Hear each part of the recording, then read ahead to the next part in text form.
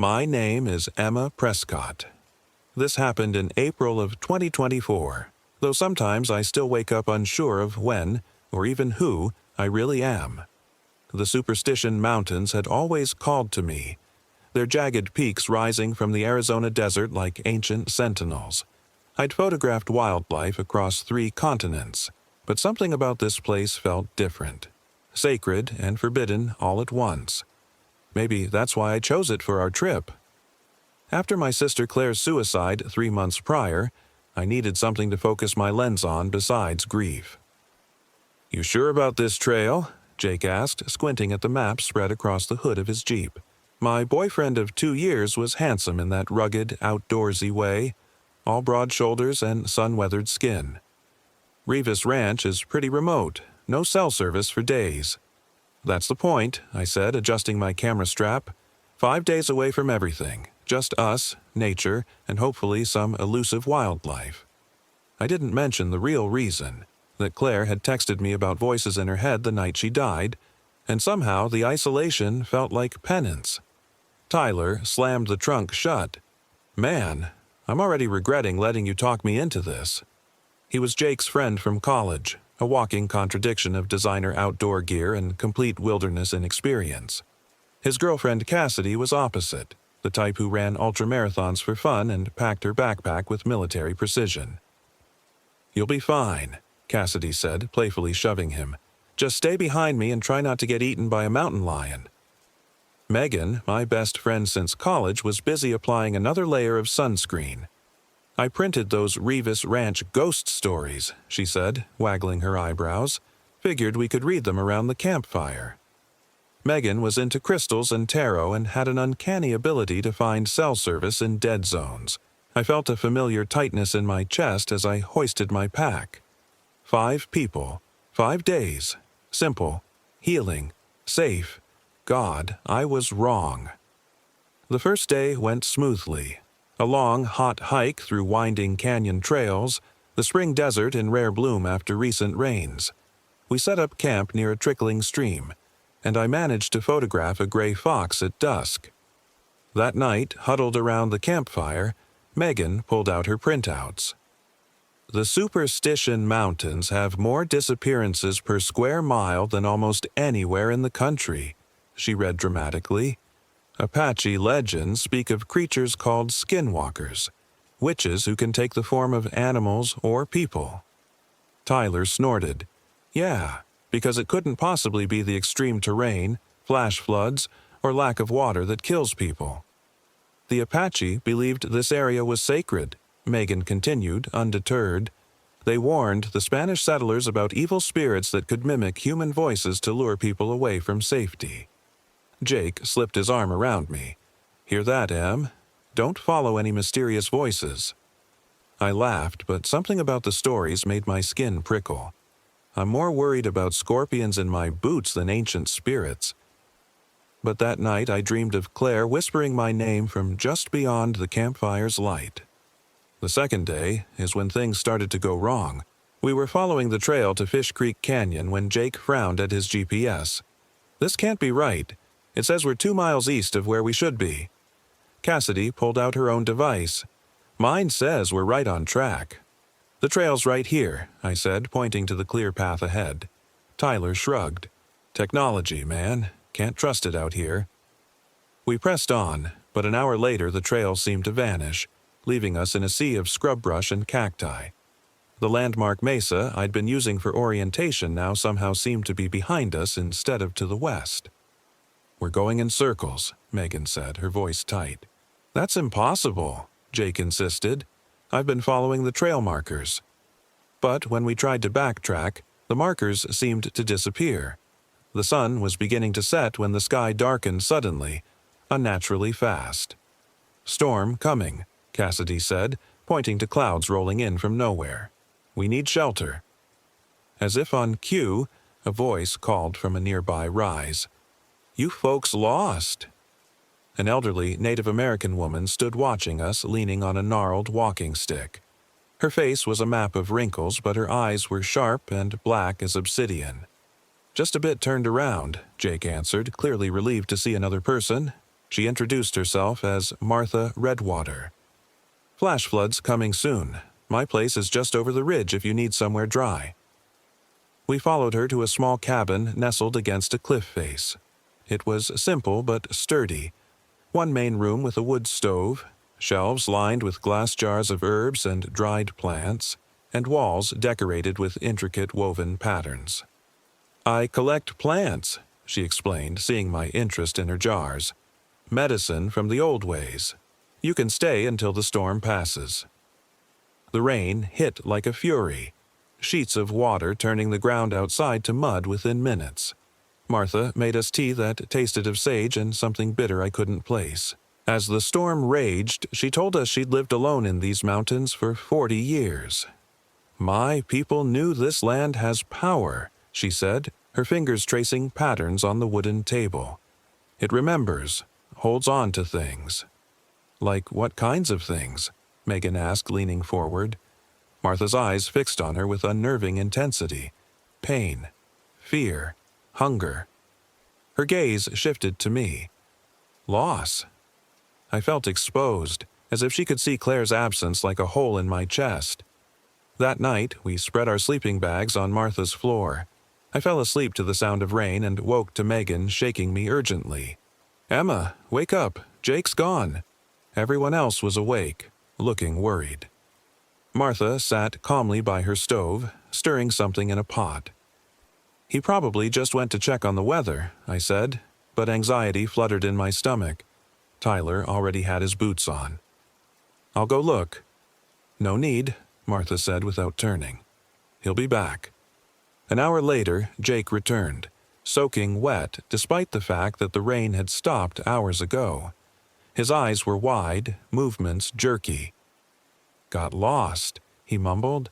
"Trails all look the same in the dark." "You scared us," I said, hugging him. His skin was ice cold and he didn't hug me back. Martha insisted we stay another night since the trails would be washed out. No one argued. That afternoon, I ventured out to photograph the desert after rain. The air was clean and sharp, cacti glistening with droplets. I climbed a small rise for a better view and noticed something odd. A circle of stones partially hidden by brush, arranged in a pattern similar to the weavings in Martha's cabin. As I framed the shot, movement caught my eye. Through my telephoto lens, I saw Megan walking into a narrow ravine, following something. A coyote, maybe? I called her name, but she didn't turn. When I lowered my camera, I couldn't see her anymore. By the time I returned to the cabin, the sun was setting. "Has anyone seen Megan?" I asked. "She went looking for cell service," Cassidy said. "Something about checking work emails." We called for her as darkness fell. Just as we were about to organize a search party, she appeared at the edge of the clearing, face blank. "Sorry," she said, voice flat.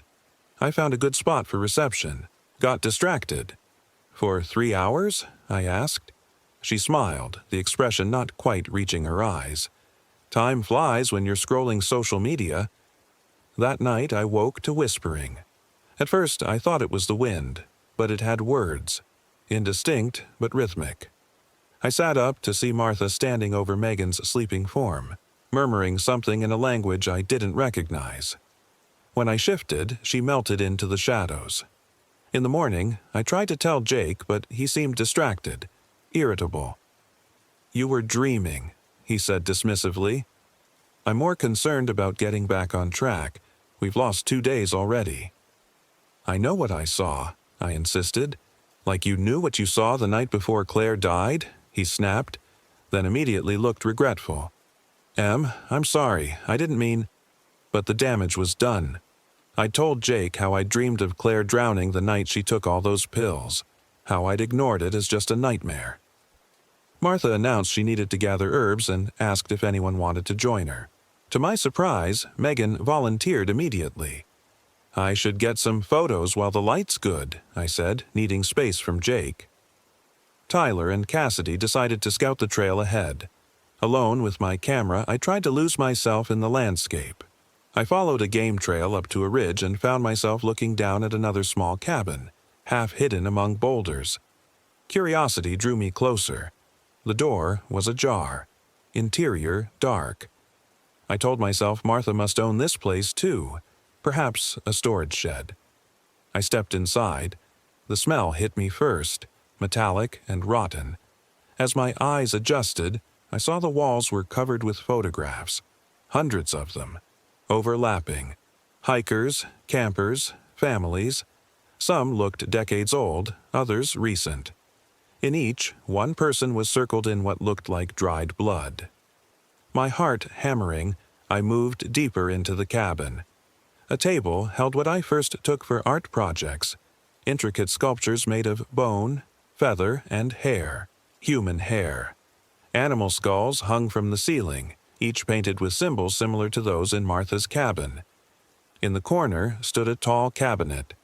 Something told me not to open it, but I had to know. Inside, neatly arranged, were backpacks, shoes, watches, cameras, belongings of the people in the photographs. On the bottom shelf, a leather-bound journal. I grabbed it and flipped it open. The first pages were in the same unknown language Martha had been whispering, but later entries were in English. April 2019. The Bradley family. Father tried to fight, took him first. The young one's fear was sweetest. 5 now feed me. October 2021. Solo hiker. Too easy. Must make it last longer. March 2023. 2 women. The taller one knows something. Her dreams are strong. Must be careful. The last entry was dated just days ago. 5 new ones coming. 1 carries deep loss. Perfect vessel. The others will feed well. I dropped the book, bile rising in my throat. As I backed toward the door, I knocked something over, a jar that shattered, spilling dust and tiny bones across the floor. Finding anything interesting? I whirled to find Martha standing in the doorway, blocking my exit. "What is this place?" I managed to ask, my voice barely a whisper. "My collection." She smiled, revealing teeth too sharp, too numerous. "We all need hobbies out here. Mine is remembering." I clutched my camera like a shield. "Who are you?" "I've had many names. The Apache feared to speak the real one." She took a step closer. "Your sister knew something was coming for her. She heard me calling, just as you do." Ice flooded my veins. "You didn't know Claire." "I know loss when I taste it," she hissed, her voice changing, multiplying like echoes in a canyon. "And yours is exquisite." I bolted, shoving past her with desperate strength. She didn't chase me, just laughed as I ran, a sound like rocks grinding together. I sprinted back toward the main cabin, lungs burning, certain of only one thing. We needed to leave immediately. I burst into the cabin to find Jake alone, sitting motionless at the table. "Jake, we have to go," I gasped. "Martha, she's not what she seems. I found—" "I know," he said quietly. "You... what?" He looked up and his eyes were cold, calculating. "She showed me last night. Took me to her special place." "Then you know we need to get everyone and run." "It's too late for that, Em." He stood slowly. "She chose you. The rest of us, we're just food." Understanding dawned like ice water down my spine. "What did you do, Jake?" "What I had to," he said, voice flat. "She promised to spare me if I helped. 1 sacrifice instead of 5. "Where are the others?" I demanded. As if on cue, the door opened and Megan walked in. Except it wasn't really Megan anymore.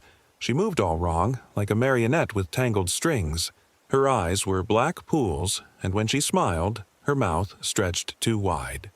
"Tyler and Cassidy went to the creek," not Megan said in a sing-song voice. Cassidy was so surprised when he pushed her into the water. I backed away, bumping into the table. My hand closed around Martha's heavy iron teapot. When Jake reached for me, I swung it with all my strength, connecting with his temple. He crumpled to the floor as not Megan screeched, the sound inhuman and piercing. I ran again, this time toward the creek where Cassidy and Tyler had gone. The trail was slippery, muddy from the recent rain. I could hear not Megan crashing through the underbrush behind me. At the creek, I found horror. Tyler's body lay sprawled across the rocks, chest torn open as if by massive claws. Of Cassidy, there was no sign. "Tyler liked to watch," came Martha's voice from behind me. She stood at the edge of the trees, her form shifting subtly, taller one moment, bent and twisted the next. But he didn't understand the rules of the game. "Where's Cassidy?" I demanded. Martha pointed downstream. "Running, hiding. It makes the meat sweeter." Not Megan emerged from the trees, moving in that terrible broken way. Behind her came Jake, blood streaming from his temple, eyes vacant. "You can't fight hunger," Martha said, her voice resonating from everywhere at once. "Not mine, not yours. We all consume something." I backed away, edging toward the creek. My camera bumped against my chest, and suddenly I remembered. The photographs I'd taken earlier of the stone circle, the symbols in Martha's cabin, the patterns I'd seen in her collection, the Apache warnings Megan had read about. In the stories, skinwalkers gained power through ritual and sacrifice, but they had weaknesses too, symbols that could bind them, trap them. "Claire didn't hear you," I said, stalling for time. "She was sick, depressed. You didn't get to her." Martha's form flickered like a bad TV signal. "All weakness calls to hunger," she snarled. "I have fed on despair for centuries." I fumbled with my camera, pulling up the images I'd taken. There, the stone circle with its intricate pattern. I turned the screen toward her and spoke the words I'd seen written in the journal, a phonetic approximation of that ancient language. Martha screamed, the sound like tearing metal. Her form convulsed, stretching and contracting. Not. Megan dropped to her knees, black fluid pouring from her eyes and mouth. I seized my chance, darting past them toward the trees. A hand grabbed my ankle. Jake, his eyes now black as Martha's, face twisted in rage. I kicked free and ran blindly, branches whipping my face. A voice called my name. Cassidy's voice. I found her huddled in a hollow beneath a fallen tree, her leg badly broken, face streaked with dirt and tears. "Tyler," she sobbed. "He just pushed me, out of nowhere. Then that thing got him." "We have to move," I told her, helping her up. "Can you walk?" "Not fast," she grimaced. "What the hell is happening, Emma?" "Something old," I said, supporting her weight. "Something that feeds on fear and pain." We limped through the gathering darkness, guided only by the faint glow of my camera screen. Behind us came sounds of pursuit, breaking branches, inhuman calls. Once, I glanced back to see 3 figures silhouetted against the moonlight, moving in uncanny synchronicity. "There," Cassidy pointed weakly. "Is that a light?" In the distance, a pinprick of yellow shone through the trees. As we drew closer, I made out the shape of a ranger station. Hope surged, then died as we reached the small building. It was abandoned, emergency generator providing just enough power for a single light. But it had a door, a lock, radio equipment. I got Cassidy inside and barricaded the entrance with a desk. The radio was dead, but I found a first aid kit and tended to her leg as best I could. "What was in that cabin?" she asked through gritted teeth. I told her everything, the photographs, the journal, Martha's true nature.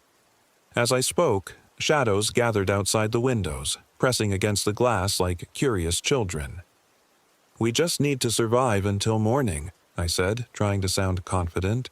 "Someone will come looking when we don't return to the trailhead." The radio crackled suddenly to life, making us both jump. Through waves of static came a voice. Claire's voice. "Emma? Can you hear me? I'm so cold, Emma." I froze, knowing it was impossible, a trick. "Don't listen," Cassidy warned. The voice changed, becoming Jake's. "Baby, please let me in. I'm hurt. That thing got Megan." Then Martha's voice, no longer human. "Hunger finds all weakness, opens all doors." Something heavy slammed against the door, the barricade shuddering. Again. wood splintered. I frantically scrolled through my camera, finding the clearest image of Martha's binding symbols.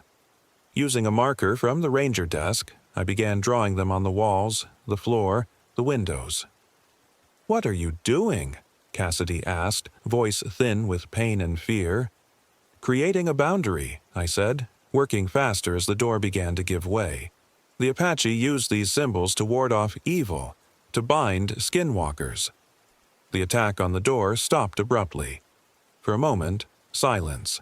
Then, scratching at the windows, the walls, everywhere. The light flickered, dimmed. Martha's voice slithered through the cracks. "Clever girl, but symbols fade. Hunger remains." The radio crackled again, and through the static came a new voice, an official-sounding man. "This is Ranger Dawson. We've received your distress signal. Help is on the way. ETA 20 minutes. Hope surged, but Cassidy looked skeptical. "We didn't send any signal." The scratching intensified, and the temperature in the room plummeted. Frost formed on the windows, obscuring the shadows outside. "Dawn comes," Martha's voice whispered, "but I keep what is mine." The first rays of sunlight broke through the trees just as the door finally gave way. Martha stood there, her form twisted and elongated, no longer even attempting to look human. Behind her, Jake and Megan lurched forward, their movements jerky and wrong. I held up my camera, the symbols clear on the screen. "You can't enter," I said, voice shaking. "I've bound this place against you." Martha's face split in a grin too wide for her skull. "True, but you must leave eventually." As if on cue, the sound of a helicopter broke the morning silence, growing louder. "Help really is coming," Cassidy breathed. Martha's form flickered, agitation evident. "A temporary reprieve," she snarled, backing away from the door. Jake and Megan followed, their movements becoming more frantic as the helicopter sounds intensified. Within minutes, the rescue team arrived. 3 park rangers who looked confused but professional as they assessed the situation.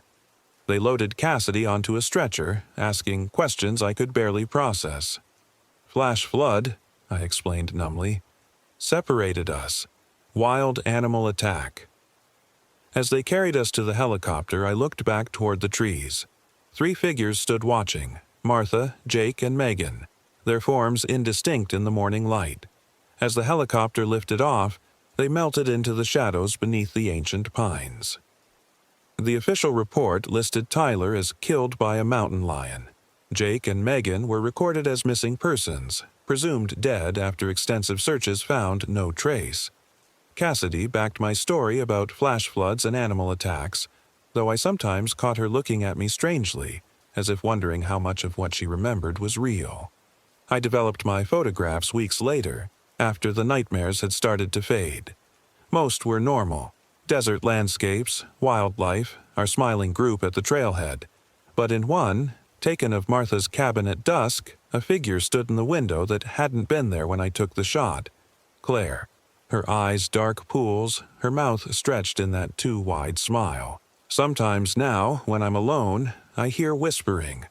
Words just beyond comprehension. I've caught my reflection moving when I stand still. 2 days ago, I found a small circle of stones on my doorstep, arranged in a pattern I recognize all too well. Hunger remains. And I'm afraid part of Martha came home with me, nestled somewhere behind my eyes, patient and ancient, waiting to feed.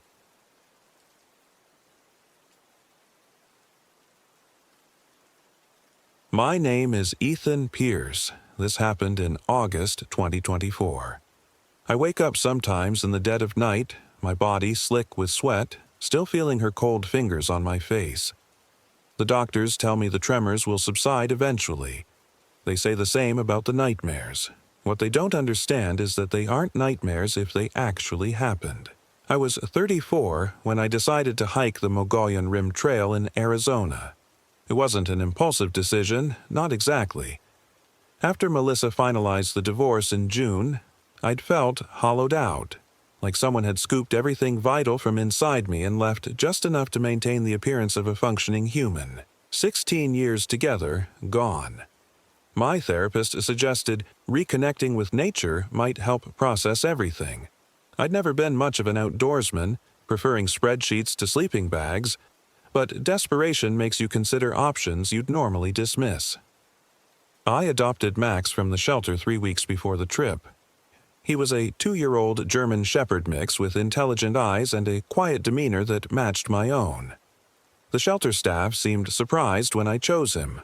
Apparently, he'd been returned twice for being too intense. But we understood each other immediately.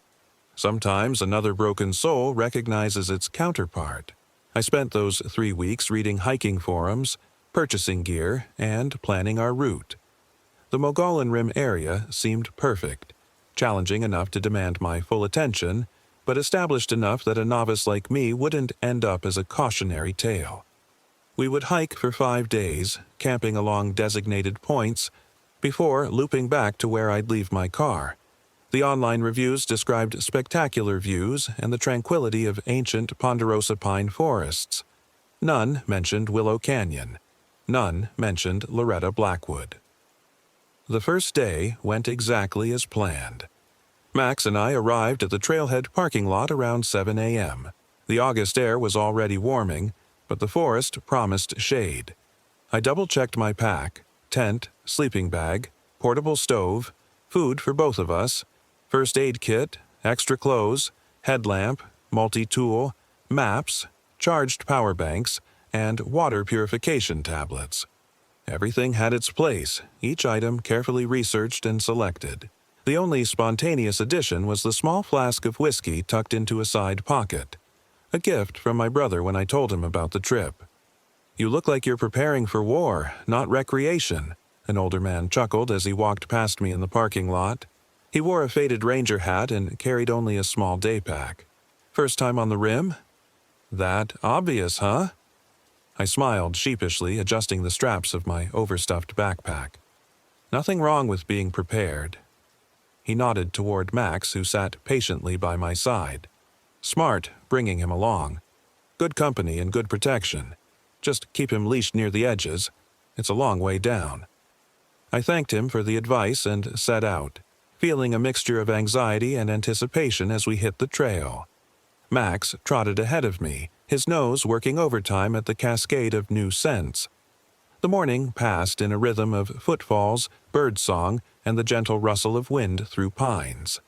By noon, we reached the first overlook. The vastness of the landscape before me, an ocean of trees stretching to the horizon, interrupted by dramatic drops where the earth seemed to have been cleaved by some ancient force, made my divorce papers and empty house seem suddenly small. We continued after lunch, and I felt something I hadn't experienced in months: peace. The trail was well marked, my preparation was paying off, and Max's occasional glances back to check on me made me feel less alone than I had in weeks. By late afternoon, we reached our first designated campsite. I set up the tent, a process I'd practiced multiple times in my backyard, and prepared a simple dinner for us both. As darkness fell, I sat beside my small fire, Max's head heavy on my lap, and watched stars appear in numbers I never saw in Phoenix. For the first time since Melissa left, I didn't feel the constant ache in my chest. That was the last normal night I would know. The second day started typically enough. We broke camp after a quick breakfast and continued along the marked trail. The terrain grew more challenging, with rocky inclines that made my calves burn pleasantly with exertion. Around midday, as we navigated a particularly dense section of forest, I noticed Max's behavior change. He began pausing frequently, ears perked forward, sometimes growling softly at nothing I could discern. "What is it, buddy?" I asked, scanning our surroundings. The forest seemed peaceful enough: towering pines, patches of wildflowers, distant bird calls. But Max remained agitated.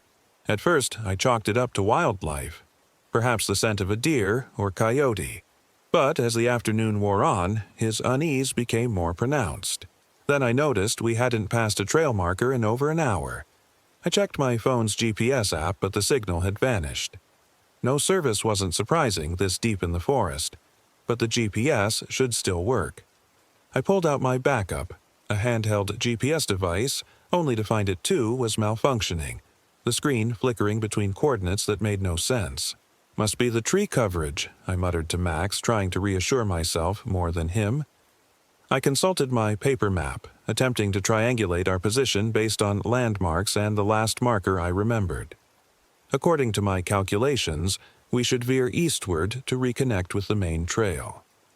An hour later, I knew we were lost. The landmarks didn't match the map, and the sun, now lower in the sky, seemed to be in the wrong position relative to our direction of travel. A flutter of panic rose in my chest, but I suppressed it. Panic was the enemy of clear thinking, and clear thinking was what we needed. We'll be fine, I told Max firmly. We have supplies for days. Worst case, we backtrack tomorrow morning.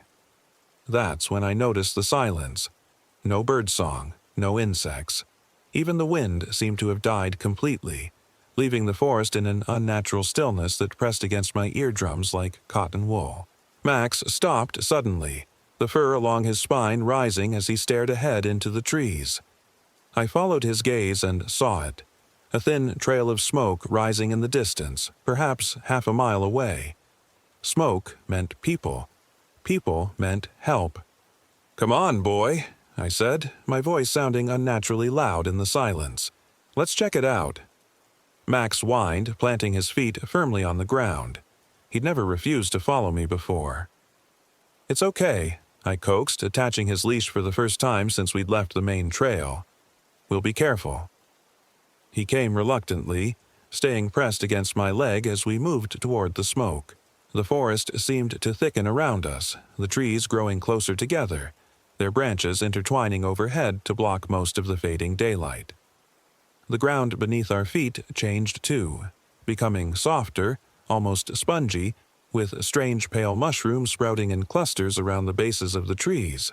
After 20 minutes of difficult hiking, we emerged into a small clearing. At its center stood a cabin that seemed to have grown organically from the forest floor. Built of dark wood and river stone, it had a sagging porch and a steep roof covered in moss. Smoke curled lazily from a stone chimney. Window boxes overflowed with plants I couldn't identify. Flowers of deep purple and blood red, herbs with silvery leaves that seemed to shimmer in the dimming light. Max began trembling against my leg, a low growl rumbling in his chest.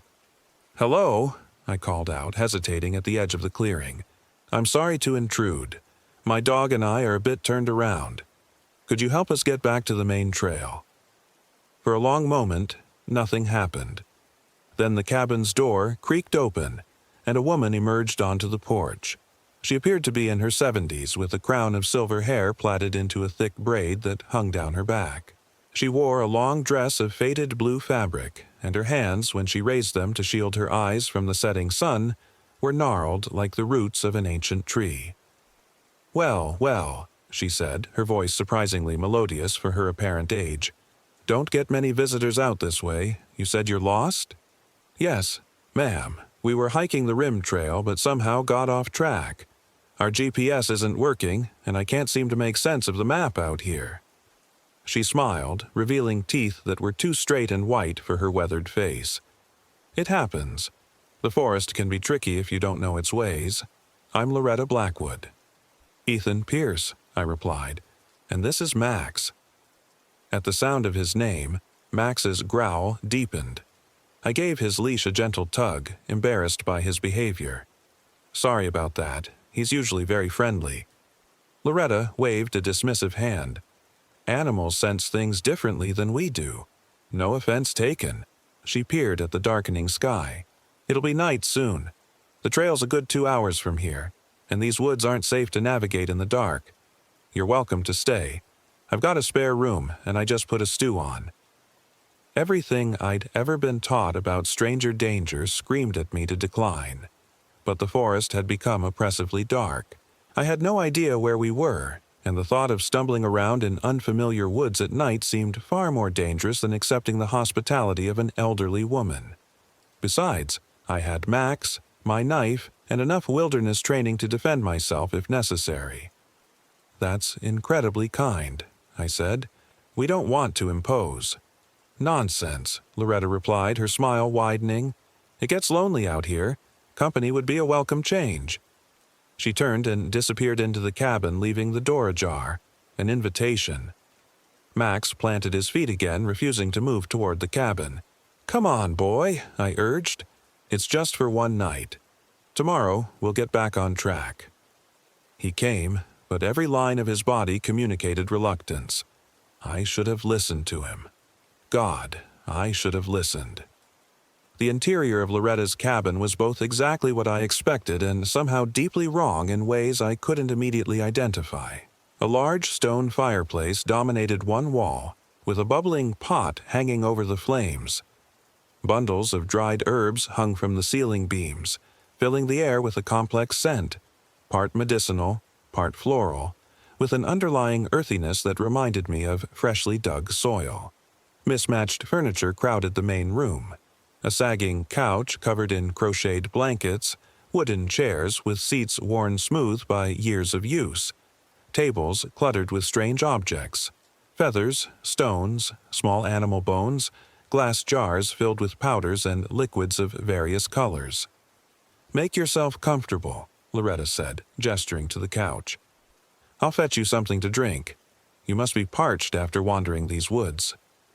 Before I could respond, she disappeared through a beaded curtain into what I assumed was the kitchen. I sank onto the couch, wincing as my muscles registered how much hiking we'd done. Max refused to lie down, instead positioning himself between me and the beaded curtain, his posture alert. "It's okay, buddy," I whispered, scratching behind his ears. "We'll rest tonight and head out first thing tomorrow." Loretta returned carrying a tray with 2 steaming mugs.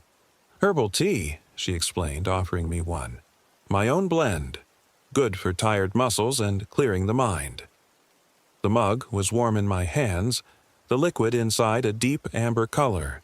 The steam carried an aroma similar to the herbs hanging from the ceiling, but with something else underneath, something metallic and strange. "Thank you," I said, but didn't drink immediately. Loretta settled into a rocking chair across from me, cradling her own mug. "So, what brings a city boy like you out to these parts alone?" she asked. I raised an eyebrow. "How do you know I'm from the city?" She chuckled, the sound like dry leaves skittering across pavement. "Your gear is too new, your hands too soft, and you got lost on a marked trail." She sipped her tea. "No judgment. We all start somewhere." I felt a flush of embarrassment but couldn't argue with her assessment. I needed to get away, clear my head. "Ah," she nodded sagely. "Running from something or toward something?" "Both, maybe." I finally took a small sip of the tea. It was surprisingly pleasant. Sweet at first, then slightly bitter, with a warmth that seemed to spread through my body more quickly than should be possible. "This is good." "Family recipe," she said, watching me intently. "Now tell me what you're running from." "Ethan Pierce." I never talk about personal matters with strangers. Never. Yet somehow I found myself telling this woman about Melissa, about the divorce, about the hollowness that had consumed me for months. The words poured out of me as if a dam had broken. As I spoke, the cabin seemed to grow warmer, the air thicker. My limbs felt increasingly heavy, and it became difficult to keep my thoughts straight. Max nudged my hand insistently, whining. I realized I'd stopped petting him at some point. "Sorry, boy," I mumbled, my tongue feeling strangely thick. I looked at the mug in my hand, now nearly empty, and a distant alarm bell rang in my mind. "I think I should turn in," feeling very tired suddenly. Loretta nodded, rising smoothly from her chair. "Of course, the forest air affects people differently. The spare room is through there." She pointed to a narrow door beside the fireplace. "There's water and everything you need. Sleep well, Ethan Pierce." I stood, swaying slightly, and picked up my backpack. Max stayed pressed against my leg as we crossed to the indicated door. The spare room was small and spare, just a narrow bed, a nightstand with an oil lamp, and a small window with curtains that appeared to be made from the same faded blue fabric as Loretta's dress. "Good night, Ms. Blackwood, and thank you again," I said, my voice sounding distant to my own ears. "Call me Loretta," she replied with that too white smile, "and you're very welcome. So very welcome indeed." I closed the door between us and practically collapsed onto the bed. Max jumped up beside me, something I normally wouldn't allow, and pressed his warm body against mine, his eyes fixed on the door. "It's okay," I slurred, patting him clumsily. "Just sleep." The last thing I remember before darkness claimed me was the sound of Loretta Blackwood humming tunelessly in the next room, and the strange scuttling noises that seemed to come from within the walls. I woke to sunlight streaming through the small window and the disorienting sensation of not knowing where I was. As memories of the previous day filtered back, I sat up and immediately noticed two things. Max was gone, and I felt terrible. My head pounded, my mouth was bone dry, and my limbs felt unnaturally heavy, as if I'd aged decades overnight. "Max?" I called weakly, looking around the small room. My backpack remained where I'd dropped it, apparently untouched, but the door was slightly ajar. I didn't remember leaving it open. I forced myself to my feet, fighting a wave of dizziness. "Max?" I called again, more urgently this time. Pushing through the door, I entered the main room of the cabin. It looked different in daylight, smaller somehow, and shabbier. The bundles of herbs hanging from the ceiling cast strange, dancing shadows as they swayed in a breeze I couldn't feel. "Good morning, city boy." Loretta's voice came from a corner of the room I could have sworn was empty a moment before. She sat in her rocking chair, hands busy with some kind of needlework. "Sleep well?" "Where's my dog?" I asked, my voice rasping. "Outside," she replied without looking up from her work. "Seemed restless this morning, so I let him out to explore. Don't worry, he won't go far." Alarm bells rang louder in my head. I need to find him, and then we need to get back to the trail. "No rush," Loretta said, finally looking up. In the daylight, her appearance was subtly different. Her silver hair seemed thinner, her face more lined, her eyes sunken in their sockets, but her teeth still gleamed unnaturally white when she smiled. "I made breakfast, and you look like you could use more rest." "Thank you, but we really should get going." I moved toward the cabin's front door, fighting the strange lethargy that still gripped my body. "The trail isn't going anywhere," Loretta said, her voice hardening slightly. "Sit, eat, regain your strength." Something in her tone made me hesitate. Hand on the doorknob. It wasn't a suggestion. It was a command.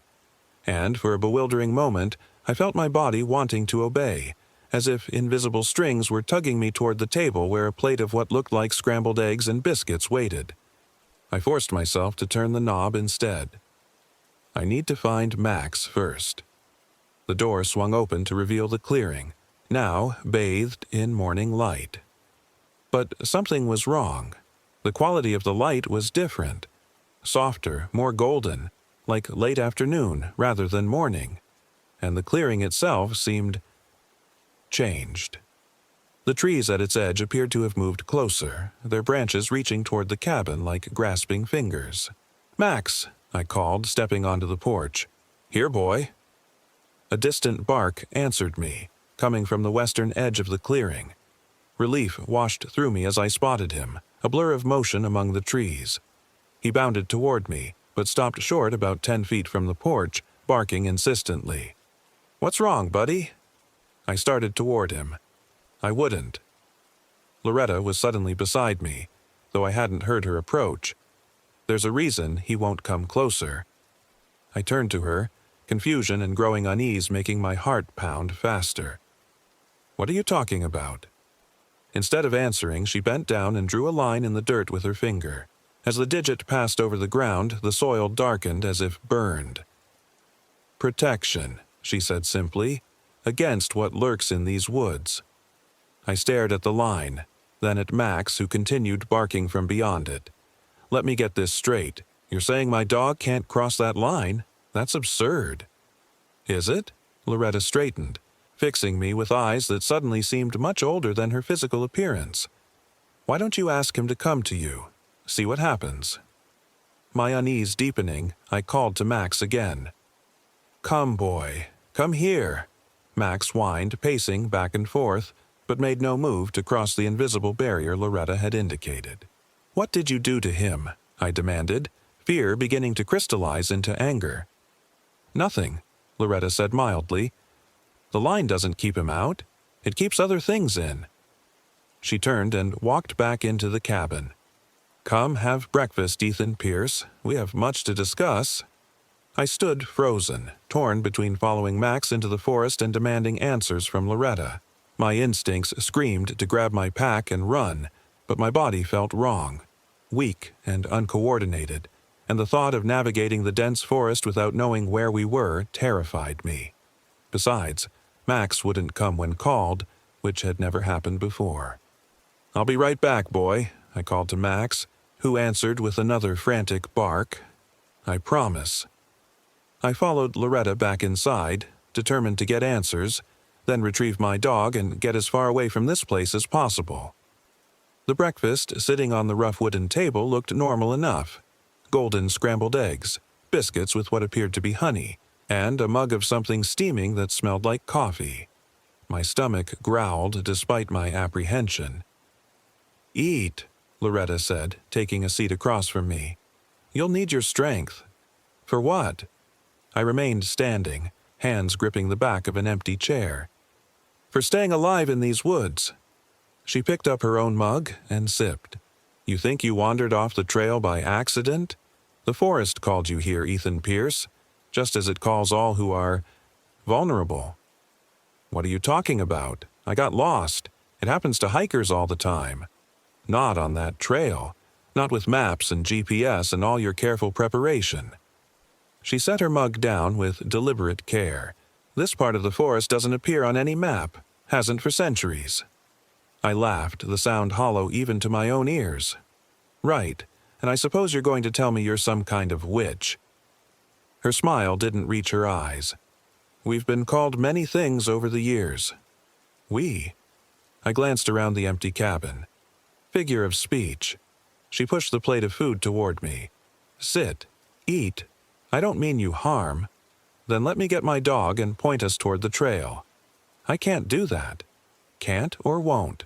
She sighed, suddenly looking every one of her apparent years and perhaps more. Both. The forest brought you here for a reason. It's hungry. A chill ran down my spine despite the cabin's warmth. You're insane. Perhaps, but that doesn't make me wrong. She gestured again to the chair. Sit, and I'll explain what I can. Against my better judgment, I sat. I didn't touch the food. These woods are old, Loretta began, her voice taking on a rhythmic quality. Older than the names we've given them. Older than the borders of states and nations. They remember a time before people walked here, and they don't much care for our presence now. Trees don't have memories, I said flatly. Don't they? She raised an eyebrow. How would you know? Have you asked them? I didn't dignify this with a response. The forest requires balance, she continued. For every life it sustains, it must take one in return.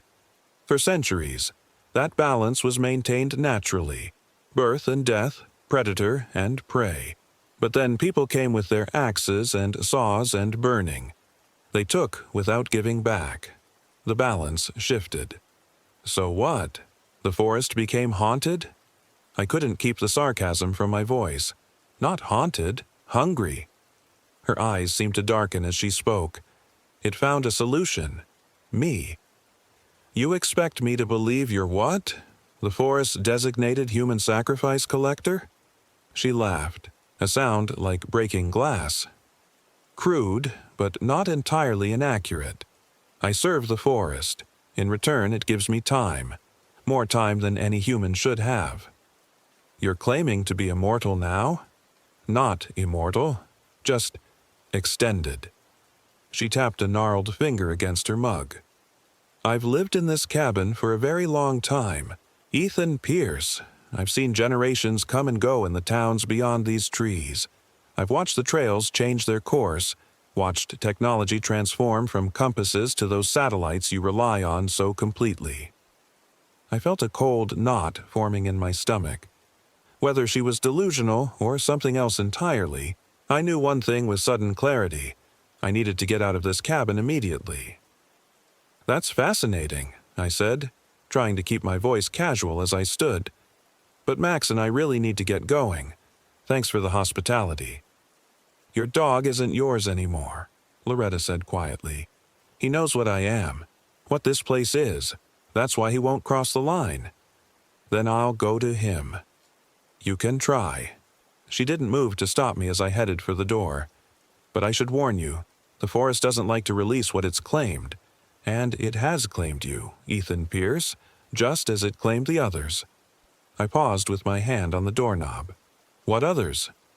She gestured to a small wooden chest in the corner that I hadn't noticed before. See for yourself. Against my better judgment, I crossed to the chest and lifted its heavy lid. Inside were dozens of small objects: watches, rings, compasses, eyeglasses, pocket knives, personal effects, all appearing to date from different eras. Mementos, Loretta said from directly behind me, making me jump. I hadn't heard her move. From those who came before you. I slammed the chest shut and spun to face her. You're a murderer. No. She shook her head. A caretaker. I ease their passing. Make it painless. It's the least I can do. She reached out as if to touch my face, and I recoiled. The forest would take them anyway. Take you anyway. But its methods are far less gentle than mine. I'm leaving. Now. I pushed past her, heading for the door with renewed determination. The tea is already working. Ethan Pierce, she called after me. Can't you feel it? The heaviness in your limbs? The fog in your mind? Each cup takes a little more of your essence, transfers it to the forest. To me. When I glanced back, her skin seemed somehow tighter, her hair thicker, her posture straighter. By the third cup, most can't even stand. I yanked the door open and stumbled onto the porch. The clearing looked wrong again. The light was different, more golden, as if no time had passed since I'd last stood there. Max was still at the edge of the trees, still barking frantically. "Max, come!" I shouted, then stepped off the porch, intending to go to him if he wouldn't come to me. As soon as my foot touched the ground beyond the porch steps, pain shot through my body, searing white-hot agony that started at my toes and raced upward like lightning. My vision blurred, my knees buckled, and I collapsed face first into the dirt. "I told you," Loretta's voice came from above me, "the forest has claimed you."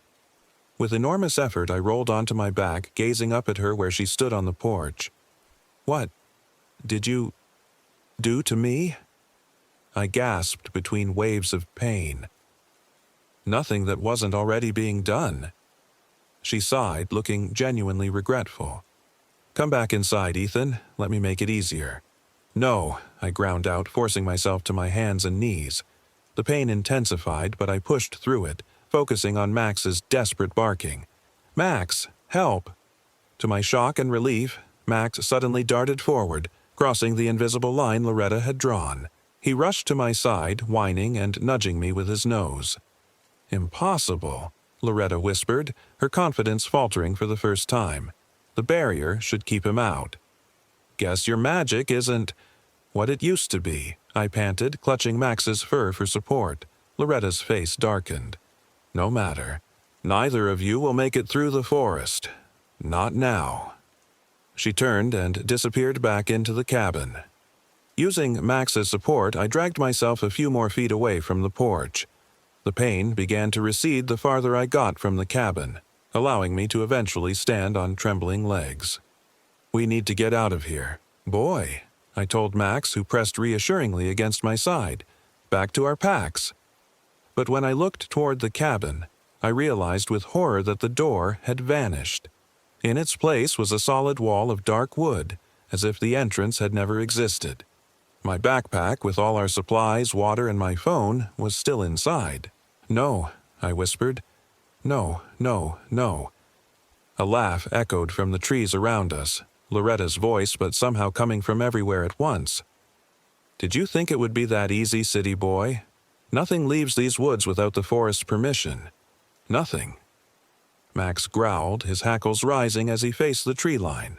I followed his gaze and felt my blood freeze in my veins.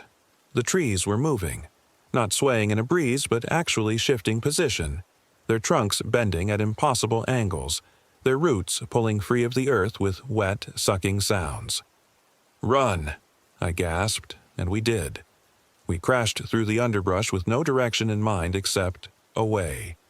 Away from the cabin, away from Loretta, away from the moving trees. Max led the way, his powerful body breaking a path through the dense forest. I followed, gasping for breath, still weak from whatever had been in that tea. The forest seemed to fight us with every step. Branches whipped at my face. Roots rose from the ground to trip me. Thorny vines appeared where none had been a moment before. The light filtering through the canopy remained the same unchanging golden hue, giving no indication of the passage of time. My watch had stopped at 9:17 the previous night. After what felt like hours of desperate flight, I collapsed against the trunk of a massive ponderosa pine, my lungs burning. Need to rest. I wheezed to Max, who paced anxiously in front of me, clearly wanting to continue. As I tried to catch my breath, I took stock of our situation. No water, no food, no navigation tools, no way to call for help. And a forest that somehow seemed alive and hostile surrounding us in every direction. The rational part of my brain, the accountant who believed in numbers and logic, kept insisting there had to be a reasonable explanation. Loretta had drugged me. The moving trees were hallucinations. The pain when I stepped off the porch was some kind of psychosomatic response to the drugs. But Max had seen it too. Max had been afraid before I drank the tea. And Max was still afraid now, his body tense, his ears constantly swiveling to track sounds I couldn't hear.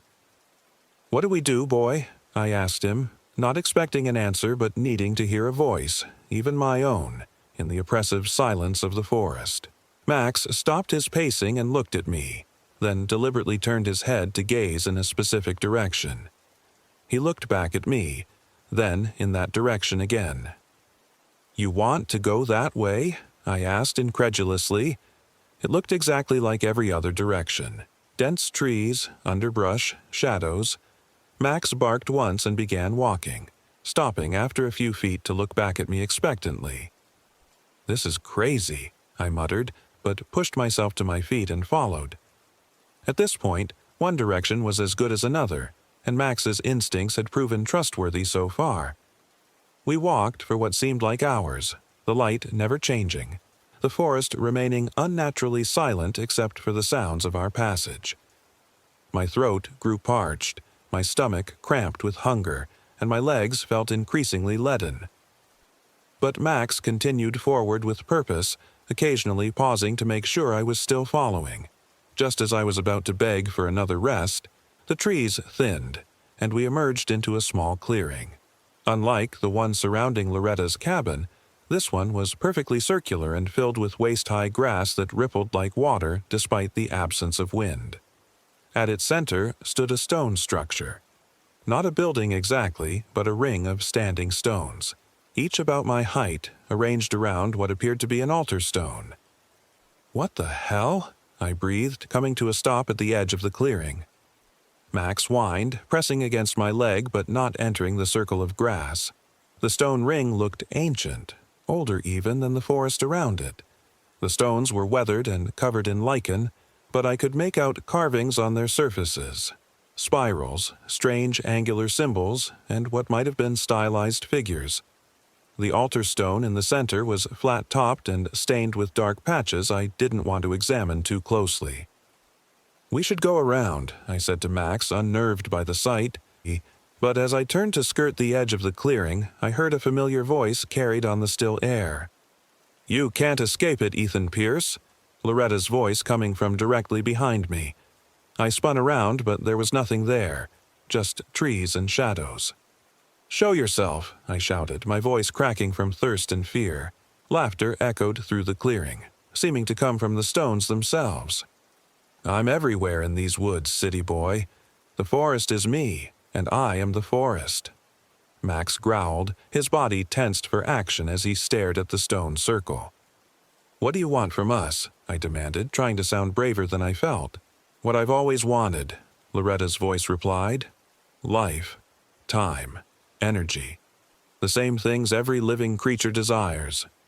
Her voice shifted, now coming from within the ring of stones.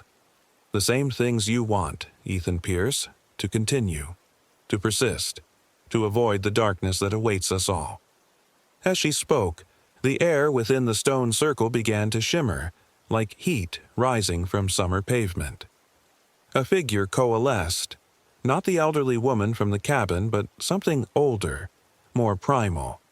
Her silver hair had become a wild tangle reaching to her waist, her blue dress transformed into robes of bark and leaves, her skin as gray and textured as ancient wood. Only her teeth remained unchanged, unnaturally straight and white against the inhuman face. "What are you?" I whispered, taking an involuntary step back. "I've had many names over the centuries," she said, remaining within the stone circle. "Witch, hag, forest spirit. But names are just sounds humans make to feel control over things they don't understand." Her form flickered like a bad television signal, momentarily revealing something beneath the humanoid shape. Something comprised of twisted branches, empty eye sockets, and too many limbs. I blinked, and she was the wild-haired woman again. "The tea," I said, my mind racing to understand. "You were stealing my life force." "Borrowing," she corrected with a smile that split her wooden face unnaturally wide. "I need it to maintain this form, to maintain the boundary between the forest and the world beyond. Without me, the hunger would spread beyond these trees." She took a step toward the edge of the circle, and Max barked furiously. "Your dog understands more than you do. He sees what lives in the shadows of this place. Let us go," I pleaded. "We won't tell anyone about you or this place." "No one would believe you if you did," she replied, her voice tinged with sadness. "But it doesn't matter. No one leaves these woods once the forest has tasted them. And it's already tasted you, Ethan Pierce." She pointed one twisted finger at me. "Feel your strength ebbing? The lightness in your head? The tea was just the beginning. Even now, the forest draws from you with every breath you take." I did feel it, a persistent weakness that went beyond thirst and hunger, beyond the exertion of our flight through the woods. It was as if something essential was being siphoned from my cells with each passing moment.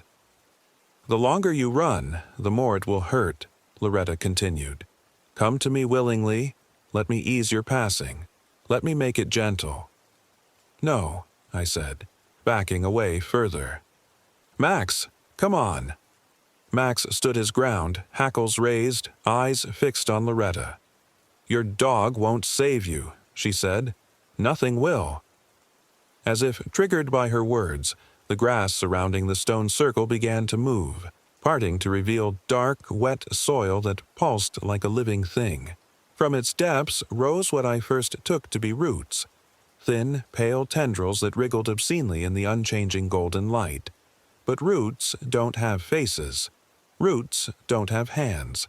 And roots certainly don't have the remnants of hiking clothes still clinging to partly decomposed bodies.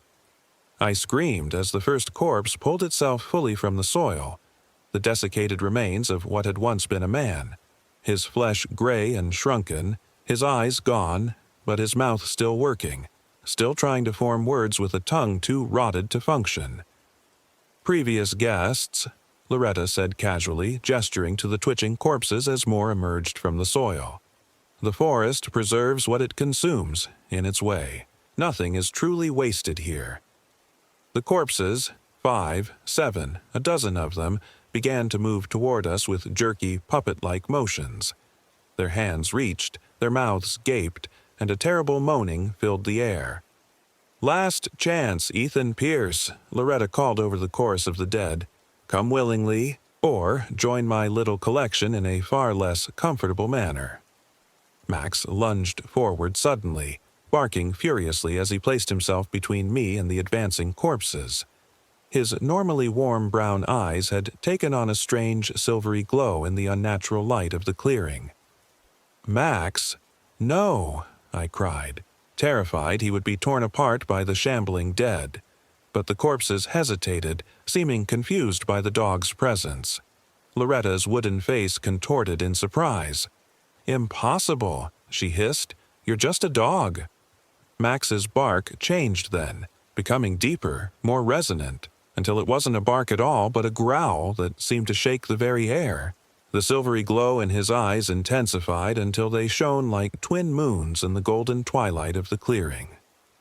"No ordinary dog, it seems," Loretta said, her confidence faltering.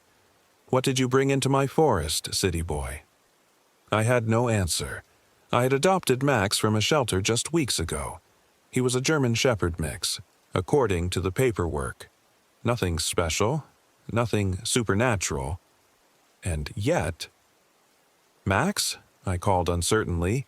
He glanced back at me briefly, and in that moment, I saw recognition, intelligence, and something else. Something ancient and wild that had nothing to do with the shelter dog I thought I knew. Then he turned back to face Loretta and the corpses, his growl rising once more. The dead hesitated, their sightless faces turning toward Loretta as if seeking direction. "Take them!" she shrieked, her wooden features contorting with rage. "Take them both!" The corpses lurched forward again, but Max stood his ground. As the first of the dead came within reach, he lunged, jaws closing around what remained of a wrist. There was a sound like branches breaking, and the corpse's hand fell away, crumbling to nothing before it hit the ground. The rest of the body followed, collapsing into a heap of twigs and dust. "No!" Loretta wailed, her form flickering more violently now, revealing more of the twisted, inhuman shape beneath. Max moved with preternatural speed, tearing through the shambling dead as if they were made of paper. Each time his teeth connected, the corpses simply fell apart, returning to the forest floor as piles of organic matter. Within moments, all the dead were gone, and Max stood at the edge of the stone circle facing Loretta across the barrier of grass. His silver eyes blazed with an inner light that matched the now-setting sun. "What are you?" Loretta whispered, backing toward the center of the circle. Max didn't answer, couldn't answer, but his growl conveyed everything necessary. He took a step forward, then another, entering the circle of grass that I had been afraid to cross. "Stay back!" Loretta commanded, her voice cracking with fear. "These stones are my domain, my protection." Max continued forward, unaffected by whatever power the stones possessed. As he crossed the threshold of the inner circle, his form seemed to blur at the edges, becoming larger, more lupine, his fur taking on the same silvery sheen as his eyes. "Guardian," Loretta breathed, the word barely audible. The forest sent a guardian. I watched in awe and terror as Max, or whatever Max truly was, advanced on the witch. She retreated until her back pressed against the altar stone, her wooden fingers scrabbling against its stained surface. "The forest doesn't want you anymore, Loretta Blackwood," I found myself saying, though I didn't know where the words came from. "It's found someone new to maintain the balance." "Impossible," she hissed again, but her form was fluctuating wildly now, unable to maintain its humanoid shape. "I've served for centuries. I've fed it, sustained it." "You've corrupted it," I replied, again with words that didn't feel like my own. I took a step forward, then another, until I stood beside Max at the edge of the inner circle. "Used it for your own purposes. Taken more than your share." "You know nothing," she shrieked, but her voice had become thin, reedy, like wind through dead leaves. "I know the forest chose me," I said, placing a hand on Max's silver-sheened fur. "And it chose him to guide me to you." As my fingers touched Max, a jolt of energy surged through me. Not the painful, draining sensation I'd felt since drinking Loretta's tea, but something revitalizing, like stepping into sunlight after months in darkness. Strength returned to my limbs, clarity to my mind. "No," Loretta moaned, her form continuing to destabilize. "No, no, no." Max growled one final time, then lunged across the remaining distance. His jaws closed around what remained of Loretta's throat, and there was a sound like the breaking of the world, a crack that seemed to split the very air around us. Loretta didn't scream, didn't fight. She simply dissolved. Her wooden form crumbled inward, collapsing into a heap of bark and twigs and dried leaves that scattered across the altar stone. Only her teeth remained solid, clattering against the stone like macabre dice before falling still. The moment she disappeared, the forest changed. The golden light shifted, taking on the warm orange hue of true sunset. Birds began to sing in the trees around the clearing. A gentle breeze stirred the grass and ruffled my hair. Max turned to me, and I saw the silver light fading from his eyes, his form returning to the familiar shape of the shelter dog I'd adopted. But now I understood why he'd been returned twice for being too intense. Why he'd chosen me, or rather, why he'd allowed me to choose him. "Were you waiting for me?" I asked softly, kneeling to stroke his fur. "Did you know this would happen?" He licked my hand, his eyes full of intelligence but offering no answers. A rustling from the edge of the clearing made us both turn. The trees were parting, creating a clear path through the forest. Through the gap, I could see sunlight, hear the distant sound of voices, normal, human voices. "Is that the way back?" I asked Max, who barked once in apparent confirmation. As we approached the newly formed path, I noticed something strange happening to the stone circle behind us. The standing stones were sinking slowly into the earth, disappearing as if being swallowed by the forest floor. The altar stone was the last to go, taking Loretta's teeth with it into the depths. We walked for perhaps an hour along the clear path, the forest around us seeming more normal with each step, less primeval, less threatening. Eventually, we emerged onto a marked trail. A sign nearby read, "Mogollon Rim Trail, 2 miles to Willow Canyon Lookout." Willow Canyon, like the name Loretta had given her forest domain. "Max," I said, kneeling again to look into his now normal brown eyes, "what happens now? Am I supposed to stay? To take her place?" He huffed and nudged me toward the trail that would lead us back to civilization. "I can go?" I asked, hardly daring to believe it. He barked once, tail wagging. Relief washed through me, followed quickly by confusion. "But she said the forest needs someone to maintain the balance." Max gave me a look that seemed remarkably like exasperation, then deliberately pressed his nose against my chest, directly over my heart. Understanding dawned slowly. "I'm taking it with me," I whispered. "A piece of it, of you. That's how it works now." He barked again, seemingly pleased with my comprehension. We made our way back to the trailhead without incident, though hikers we passed gave us curious looks, probably due to my disheveled appearance and lack of gear. One couple offered us water, which I accepted gratefully. When we finally reached my car, still parked where we'd left it, my phone showed it was Sunday afternoon, just over 48 hours since we'd set out. It felt like weeks had passed. Years. As I drove us home to Phoenix, Max slept peacefully in the passenger seat. He looked like an ordinary dog again. No silver glow, no supernatural size. But sometimes, when he dreams, his paws twitch as if running, and I swear I can see a hint of that otherworldly light behind his closed eyelids.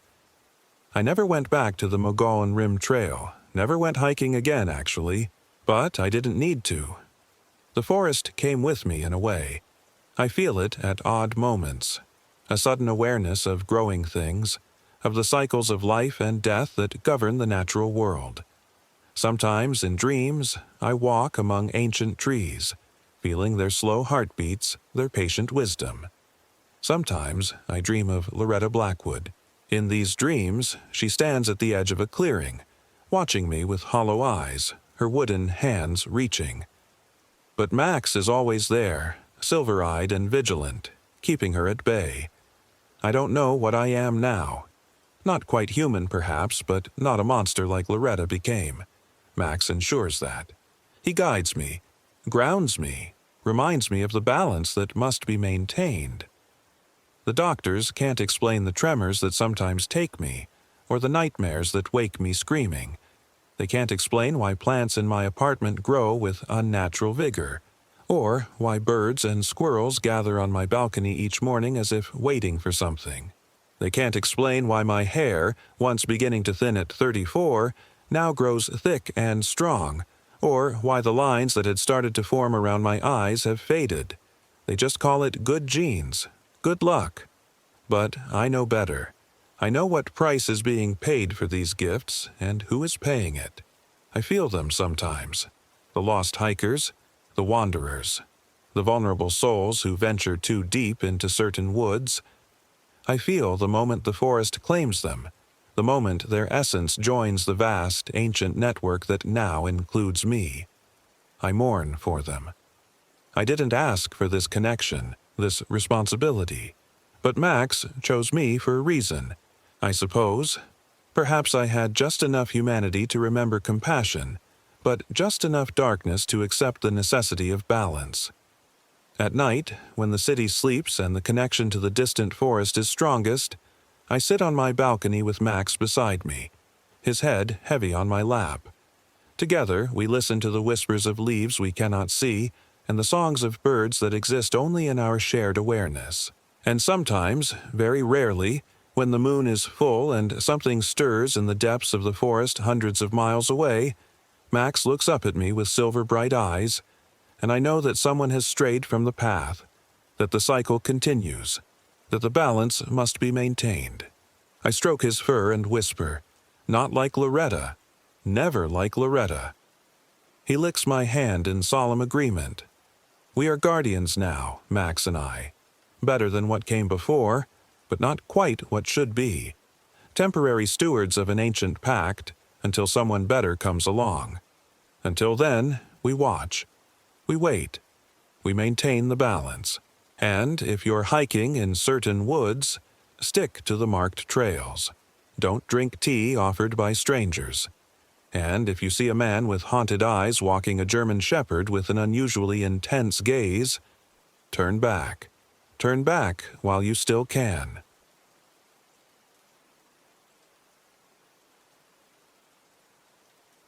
My name is Daniel Reeves. I'm 34 years old. This happened in September 2024, though sometimes it feels like yesterday, and other times like it happened to someone else entirely.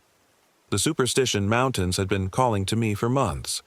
At first, it was just casual research, reading about the Lost Dutchman's gold mine, looking at trail maps, watching YouTube videos of hikers navigating the rugged terrain. But soon it became an obsession. I needed to escape the concrete jungle of Phoenix where I'd been working as an IT consultant for 5 years. The monotony of typing code while staring at the same 4 walls of my apartment day after day was suffocating me. So when my coworkers suggested a weekend camping trip, I jumped at the chance. There were 6 of us, myself, Megan Hughes, our project manager, always organized and slightly bossy, Trevor Banks, a fellow programmer with a dry sense of humor who never went anywhere without his vintage Canon camera, Alicia Dominguez, our UX designer who'd grown up in Tucson and claimed to know Arizona's wilderness like the back of her hand, Chris Wilson, our newest team member, quiet but eager to fit in, and James Foster, our supervisor who insisted on joining us despite his obvious discomfort with the outdoors. After days of planning and preparation, mostly led by Megan, who created detailed spreadsheets of supplies and emergency contacts, we set off early Friday morning in 2 vehicles. The plan was to hike the Peralta Trail to Fremont Saddle, set up camp in one of the less trafficked areas, then explore the surrounding wilderness for 2 days before heading back Sunday afternoon. As we drove east from Phoenix, Alicia regaled us with legends of the Superstition Mountains. The Apache believe these mountains are a gateway to the underworld, she said, her voice dropping dramatically. They call it the land where the devil lives. Comforting, Trevor muttered beside me, not looking up from his camera as he adjusted the settings. And then there's the Lost Dutchman's gold mine, Alicia continued. Jacob Waltz supposedly found rich gold deposits in the 1870s, but took the location to his grave. Dozens of treasure hunters have died searching for it. Died how? Chris asked, his eyes wide with interest. Dehydration, falls, snake bites, Alicia shrugged. Or if you believe the legends, they were claimed by the guardian spirit that protects the gold. James scoffed from the driver's seat. Let's keep the ghost stories for around the campfire, shall we? But something about Alicia's words sent a chill down my spine.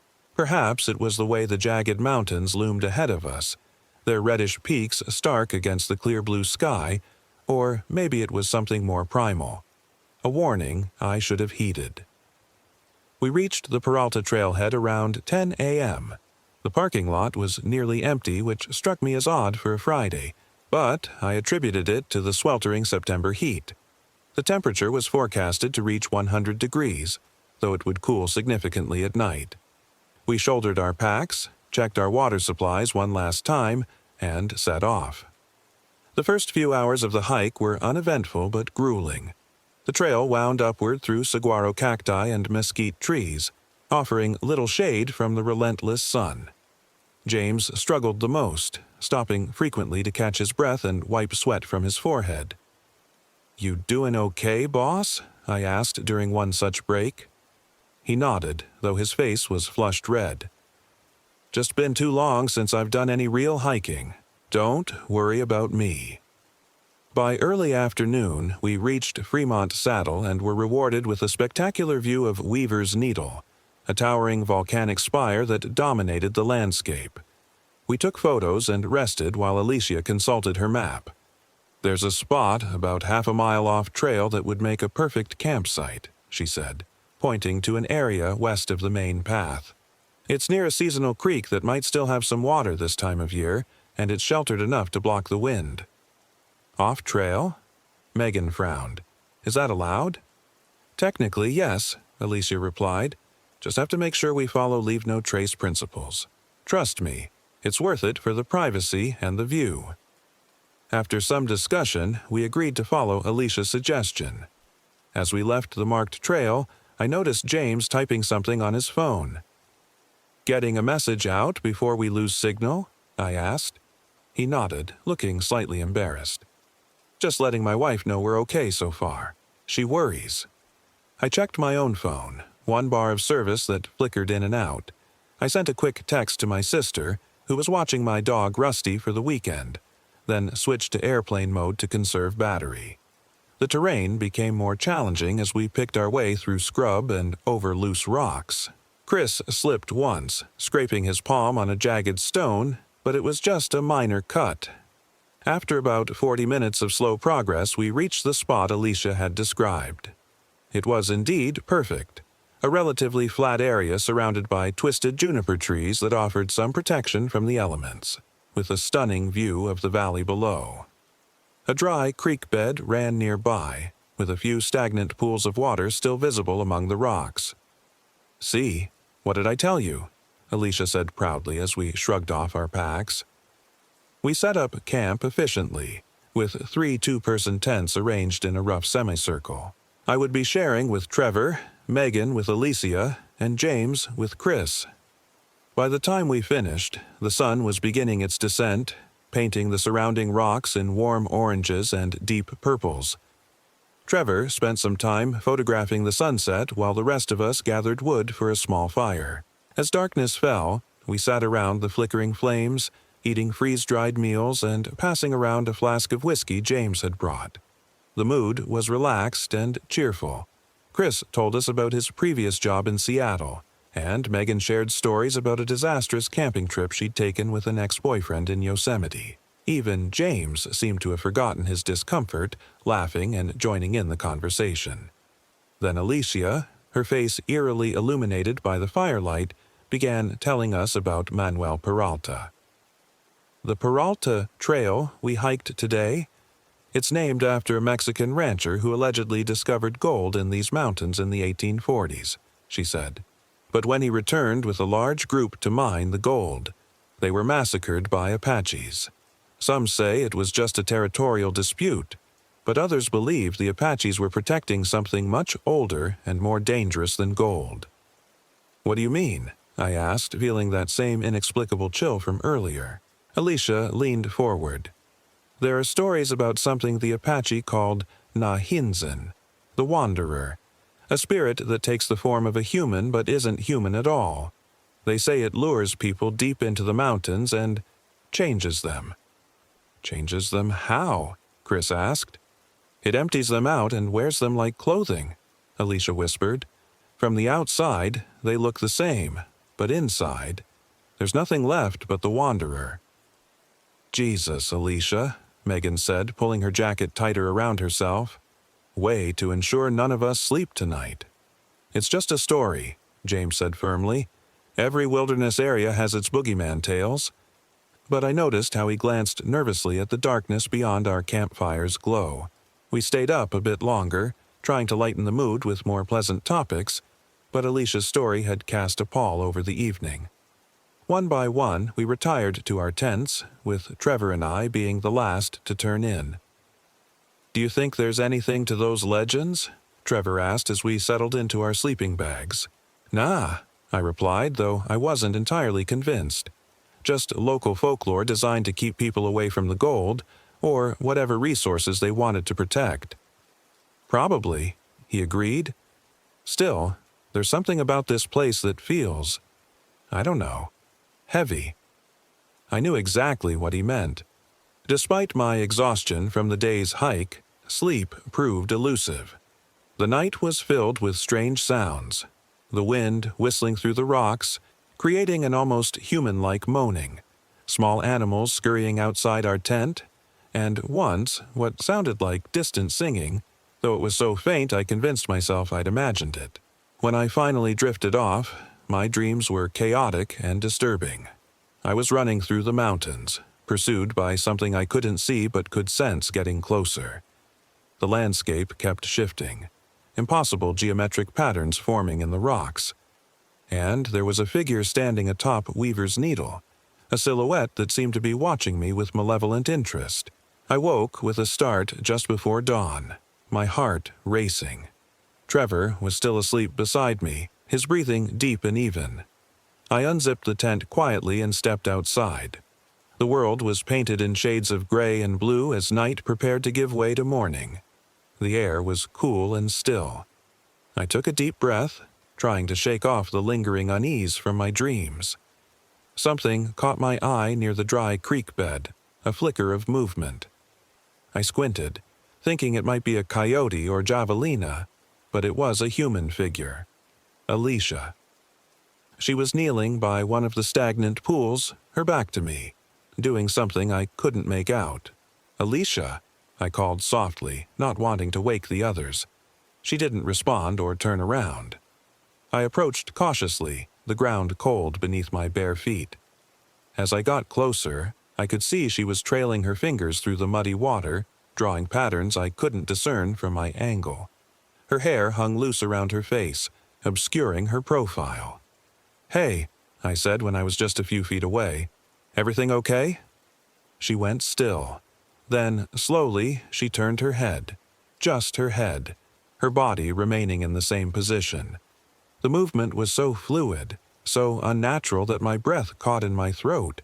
It was Alicia's face, but something was wrong.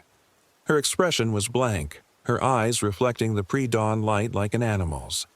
She stared at me without blinking, her head tilted at an impossible angle. "The water," she said in a voice that was hers but somehow not hers, deeper with an odd cadence. "It remembers everything that's happened here." My skin crawled. "Alicia, you're freaking me out."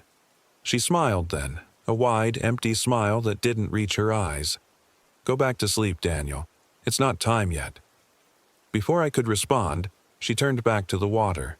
I stood frozen for a moment, then retreated to my tent, my heart hammering in my chest. I told myself she was just sleep-deprived, or maybe sleepwalking, but deep down, I knew something was very wrong.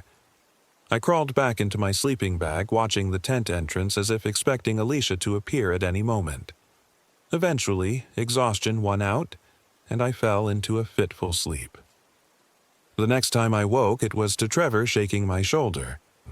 "Dude, come on, everyone's up and having breakfast." I blinked, disoriented. Sunlight filtered through the tent fabric, indicating it was well into morning. "What time is it?" "Almost 9, Trevor replied, already dressed in hiking clothes. "You were dead to the world. Bad dreams or something?" The memory of my encounter with Alicia came rushing back. "Did you see Alicia this morning, before everyone else was up?" Trevor shook his head. "No, she and Megan were still in their tent when I got up around 7. Why?" I hesitated. It sounded absurd in the daylight. "Nothing. Thought I heard someone moving around early." Outside, the rest of the group was gathered around a small camp stove where James was frying something that smelled like bacon. Alicia sat on a rock nearby, sipping from a metal mug, looking perfectly normal. Her hair neatly braided, her manner animated as she chatted with Chris. "Morning, sleepyhead," Megan called when she saw me. "Sorry," I mumbled, accepting a mug of coffee from James. "No worries," he said. "We're all on vacation time." I studied Alicia surreptitiously as I ate, looking for any sign of the strangeness I'd witnessed, but she seemed entirely herself, laughing at Chris's jokes, discussing the day's hiking plans with her usual enthusiasm. Had I dreamed the whole thing?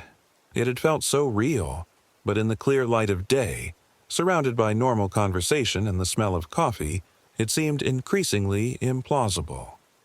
After breakfast, we decided to split up for the morning. Megan wanted to stay at camp to read and rest her ankle, which was bothering her after yesterday's hike. Trevor and James planned to explore the area around Weaver's Needle, while Alicia suggested she, Chris, and I check out a small cave system she knew about a mile or so from camp. I was reluctant to go anywhere with Alicia after my early morning experience, real or imagined, but I couldn't think of a reasonable excuse to decline. Besides, Chris would be with us, and I was curious despite my misgivings. We set off around 10, carrying day packs with water, snacks, and first aid supplies. Alicia led the way confidently, though I noticed she wasn't following any visible trail. "Are you sure you know where you're going?" I asked after we'd been hiking for about 40 minutes through increasingly rough terrain. "Absolutely," she replied without turning around. "I've been here before. It's just a little hard to find if you don't know what you're looking for." Chris shot me a reassuring smile. "She seems to know her stuff." I nodded, but an uneasy feeling was growing in my gut. The landscape had changed subtly. The vegetation was sparser, the rock formations more twisted and jagged. Even the quality of light seemed different, harsher somehow, despite the occasional cloud passing overhead. "So, Alicia," I said, quickening my pace to walk beside her, "when exactly were you here before?" She glanced at me, her expression unreadable. "A few years ago. Came with some friends from college." "And they knew about these caves too?" A slight hesitation. "No, I found them on my own." Before I could ask another question, she stopped abruptly and pointed. "There. See that dark spot in the cliff face? That's the entrance." I looked where she was indicating, a shadowy crevice in a red sandstone wall about 50 yards ahead. It wasn't particularly remarkable or obvious. I would have walked right past it without noticing. "It doesn't look very big," Chris commented. "It opens up inside," Alicia assured him. "Just have to squeeze through the entrance." As we approached, I felt increasingly apprehensive. The opening was indeed narrow, barely wide enough for a person to slip through sideways. Cool air flowed out from the darkness, carrying a faint, unidentifiable smell. Alicia pulled a headlamp from her pack and strapped it on. "I'll go first, then Daniel," Then Chris. Stay close and watch your footing. Without waiting for a response, she turned sideways and slid into the crevice. After a moment's hesitation, I followed, fighting against a powerful instinct to turn and run.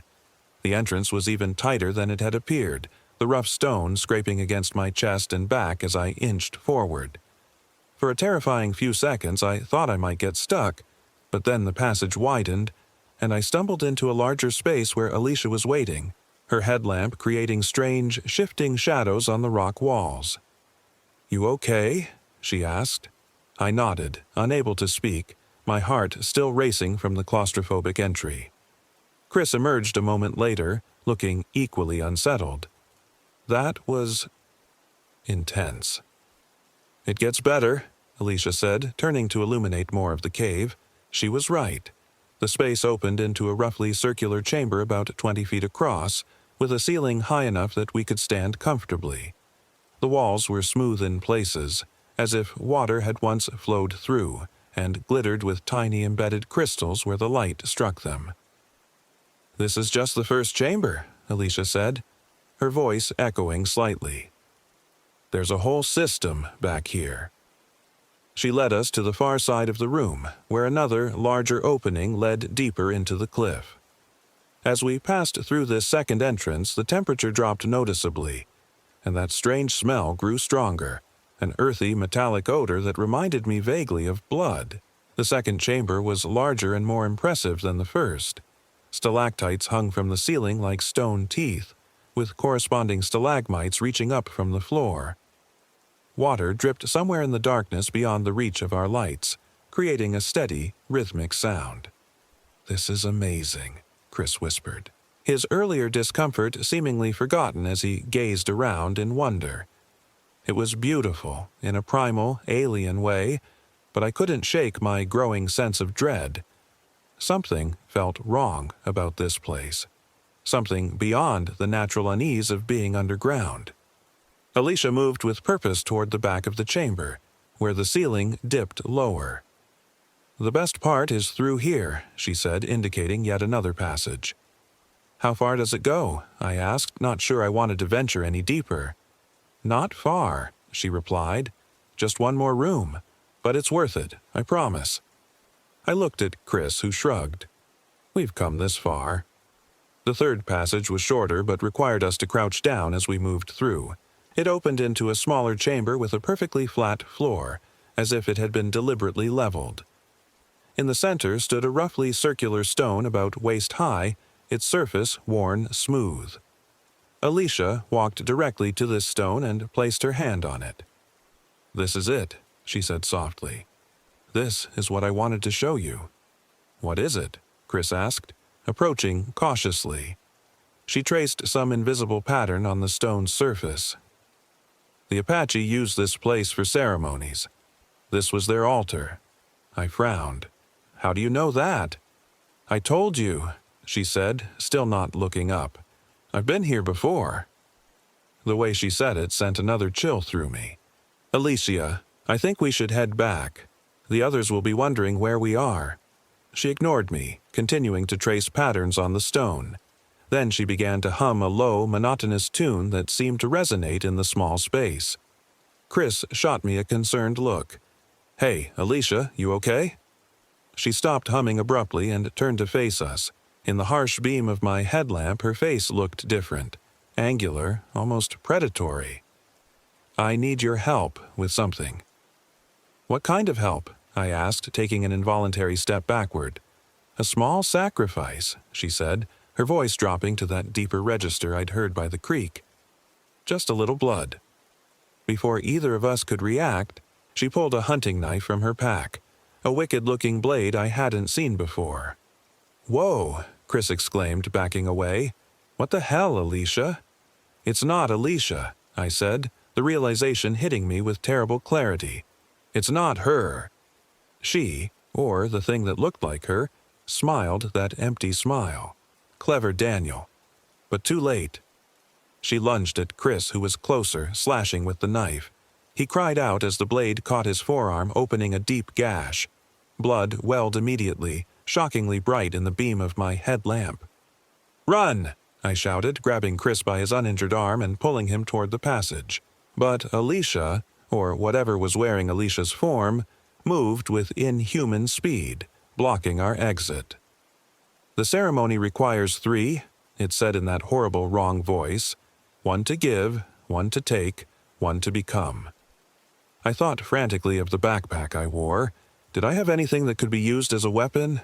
My small pocket knife seemed laughably inadequate against her larger blade and unnatural strength. "What did you do with the real Alicia?" Chris demanded, clutching his bleeding arm. A smile stretched across her face, too wide, revealing teeth that looked slightly too sharp. "She's here. Part of her. Anyway. The rest belongs to Nahinzen now." My blood ran cold as I remembered her words around the campfire. The Wanderer, the spirit that emptied people out and wore them like clothing. "When?" I asked, trying to keep her talking while I inched toward a heavy stalagmite broken off near the base. "When did you take her?" "Last night," it replied, watching me with those reflective eyes. "While you all slept. She came to the water, just like I knew she would. They always do when I call." "And what do you want from us?" Chris asked, his voice shaking slightly. "I told you. A sacrifice." It gestured with the knife toward the stone altar. "Blood, freely given, opens the way. Blood, forcibly taken, seals it." "And the third?" I asked, my fingers closing around the broken stalagmite. It was heavy, with a jagged end that might do some damage. "The third becomes the vessel," it said simply. Then, moving with that unnatural speed again, it grabbed Chris and dragged him toward the altar.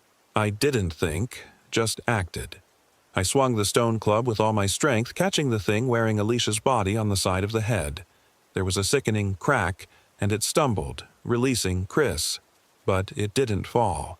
Instead, it turned to me slowly, a dark liquid that wasn't quite blood oozing from the wound. "That was a mistake," it said, voice now a guttural growl that barely resembled human speech.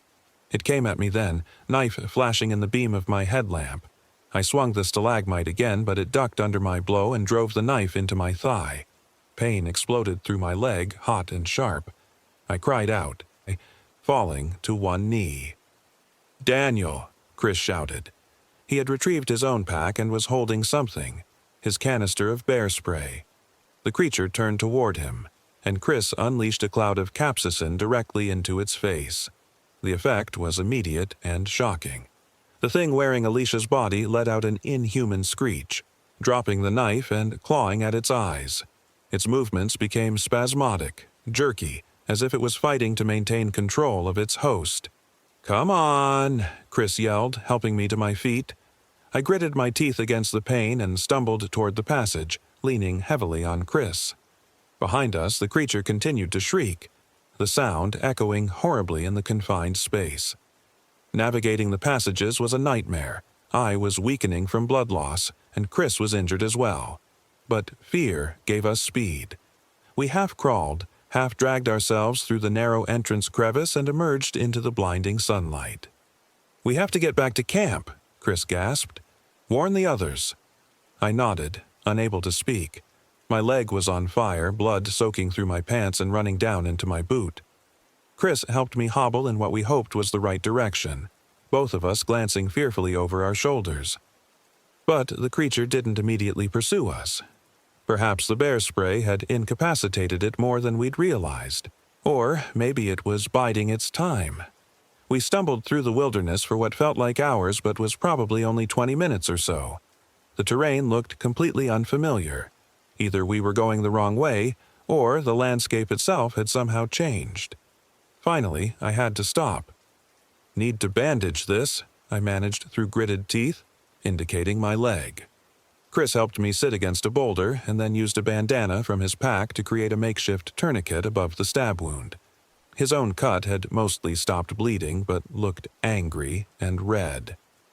"Do you think that thing is really—" He trailed off, unable to finish the thought. "I don't know," I replied honestly, "but it's not Alicia anymore." "How do we find our way back?" he asked, scanning the unfamiliar landscape. "Nothing looks the same." I pulled out my phone, though I wasn't optimistic. As expected, there was no signal, and the GPS app showed our location as an error. We need to get to higher ground, I decided. Try to spot Weaver's Needle or some other landmark. Chris nodded and helped me up. We continued our painful journey, climbing gradually toward a ridgeline about a quarter-mile away.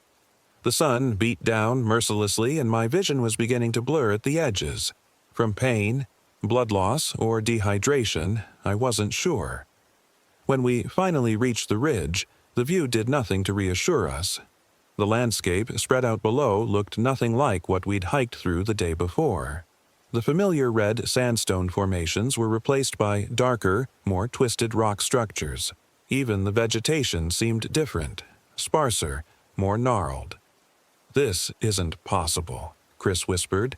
"It's like we're in a completely different part of the mountains." A terrible thought occurred to me. Or maybe we're not in our mountains anymore. Chris looked at me sharply. "What do you mean?" "Alicia, the thing. It said something about blood, opening a way and sealing it." I gestured at the alien landscape. What if it wasn't speaking metaphorically?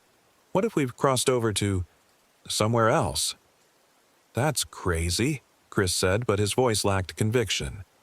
"Crazier than what we just saw in that cave?" He had no answer for that. We stood in silence for a moment, the implications sinking in. Then Chris pointed suddenly. "Look, over there."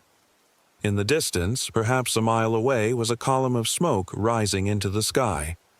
"A campfire," I suggested hopefully. "Maybe, worth checking out anyway." We made our way down from the ridge, moving as quickly as my injured leg would allow. The smoke remained visible, guiding us through the unfamiliar terrain. As we got closer, I began to make out shapes around the fire. People, it seemed, though there was something odd about their movements. "Hello," Chris called when we were about 100 yards away. "We need help." The figures around the fire froze, then slowly turned in our direction. Even at that distance, I could tell something was wrong. They stood too still, their postures unnatural. "Chris," I said quietly, gripping his arm, "I don't think we should go any closer." But it was too late. One of the figures had detached from the group and was approaching us. As it drew nearer, I saw with mounting horror that while it had a human shape, its features were blurred, as if not fully formed. It moved with the same fluid, wrong grace that Alicia, or the thing controlling her, had displayed. "Run," I whispered. We turned and fled, ignoring the pain of our injuries. Behind us, I heard a sound like many voices speaking at once. Not words, exactly, but a chorus of moans and whispers that somehow conveyed hunger and anticipation. We ran without direction, only away from that terrible campfire and its inhuman attendants. My leg screamed in protest, the bandage now soaked through with fresh blood, but terror kept me moving. Eventually, we stumbled upon a small ravine and half climbed, half fell into it, concealing ourselves among the rocks. We lay there, breathing hard, listening for signs of pursuit. "What the hell were those things?" Chris gasped when he'd caught his breath. I think they might have been other victims," I replied grimly. "People who came to these mountains and never left. Not completely, anyway." "Like Alicia." I nodded. The Wanderer must have taken many forms over the years. We stayed hidden as the light began to fade, debating our next move. My wounded leg had gone from painful to frighteningly numb, and Chris's arm was showing signs of infection, red streaks extending outward from the cut. "We can't stay here," he said finally. "We'll die of exposure or blood loss." "But we don't know which way to go," I pointed out, "and those things are out there." Chris was quiet for a moment. "What time is it?" I checked my watch. "Just after 6. The sun sets around 7 this time of year. Maybe we could follow it? Head west?" It was as good a plan as any. We waited until the sun was low on the horizon, then used it to orient ourselves and set off westward, hoping it would lead us back to familiar territory, or at least away from wherever we were now. We walked in silence, saving our strength. The landscape continued to be unsettlingly alien. Rock formations that seemed to defy physics, vegetation that looked almost but not quite like the desert plants we knew. Once, we passed what appeared to be a small pool of water, but when Chris reached toward it, I grabbed his hand. "Don't," I warned, remembering Alicia by the creek. "I don't think anything here is what it seems." Night fell, bringing a cold that penetrated to the bone. The stars above were wrong somehow. Too bright, arranged in patterns I didn't recognize. The moon, when it rose, was fuller than it should have been, with a reddish tinge that reminded me sickeningly of blood. We continued walking by its light, too afraid to stop. Occasionally we heard sounds in the distance, cries that might have been animal or human or something else entirely. Once, I was certain I heard Alicia's voice calling my name. "Don't look back," Chris muttered, seeing me hesitate. "Just keep moving." Hours passed in a haze of pain and exhaustion. I was becoming delirious, seeing shapes in the darkness that disappeared when I looked directly at them. Chris wasn't faring much better. His breathing was labored, and he kept muttering to himself. Then, sometime in what must have been the early hours of the morning, the landscape began to change. The twisted formations gave way to more natural-looking rocks. The vegetation became recognizable again, saguaros and mesquites and palo verde trees. "Chris," I said, hope flickering in my chest, "I think we're getting back." He didn't respond. I turned to find him standing still, looking upward. Following his gaze, I saw Weaver's needle silhouetted against the night sky. "We made it," he breathed. "We're back in our mountains." Relief washed over me, quickly followed by urgency. We need to find the others. Warn them about Alicia. We adjusted our course toward where we thought our campsite should be, moving with renewed purpose despite our injuries. As dawn began to lighten the sky, we spotted smoke from a campfire. Our campfire, I hoped. "Hello," I called as we approached. "Trevor, James, Megan." There was a flurry of activity, and then Trevor emerged from between two juniper trees, his face registering shock when he saw our condition. "Daniel, Chris, what the hell happened to you guys?" Others appeared behind him, James and Megan, their expressions mirroring Trevor's horror. "Where's Alicia?" I demanded, scanning the campsite frantically. "She's not with you?" Megan asked, her face paling. "She hasn't come back since you all left yesterday morning." Chris and I exchanged a look of dawning terror. "We need to leave," I said urgently. "Right now. Pack up and get to the cars." "What? Why?" James asked. "And what happened to you two? You're both injured." "There's no time," Chris interrupted. "Something's happened to Alicia. She's dangerous now." "Dangerous how?" Trevor pressed. I shook my head, unable to explain in a way that wouldn't sound insane. "Please, just trust us. We need to go. Now." Perhaps it was the desperate tone of my voice or the wild look in my eyes, but they began to gather their belongings without further argument. Within 20 minutes we had struck camp and were ready to move. As James was shouldering his pack, he froze, staring at something behind us. Alicia. We all turned. She stood at the edge of the clearing, looking exactly as she had when we'd left with her the day before, except for one detail. Her headlamp was still on, the beam weak in the growing daylight. "Hey guys," she said, smiling.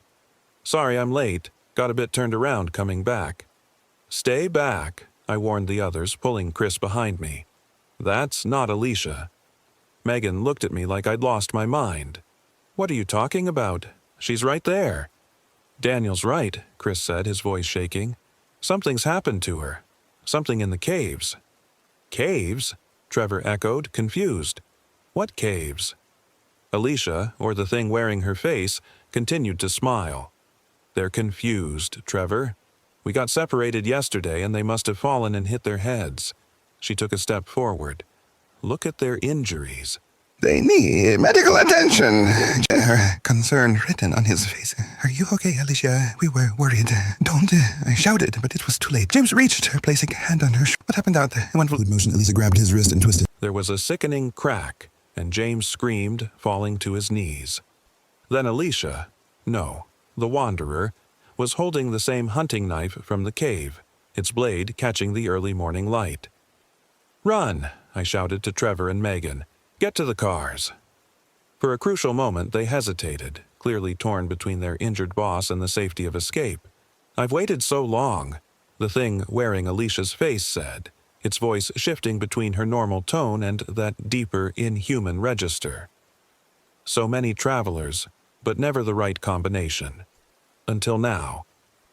It moved with that terrible fluid grace, slashing the knife across James's throat before any of us could react. Blood sprayed in a crimson arc, and James made a horrible gurgling sound as he collapsed. That broke the spell. Trevor grabbed Megan's arm and they bolted, racing down the trail toward the trailhead. Chris and I followed as best we could with our injuries, adrenaline temporarily masking the pain. Behind us, the Wanderer let out a sound that was half laugh, half howl. A sound no human throat should be able to produce. I risked a glance back to see it kneeling beside James's body, one hand pressed to his bleeding throat, the other tracing patterns in the pooling blood.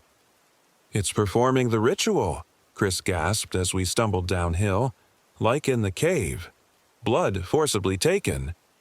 "To seal the way," I finished, remembering its words. We caught up to Trevor and Megan, who had slowed slightly to allow us to keep pace. "What the hell is happening?" Trevor demanded, his face pale with shock. "What's wrong with Alicia?" "It's not Alicia anymore," I panted. "It's something else, something that's taken her form." "That's impossible," Megan protested, though her voice trembled.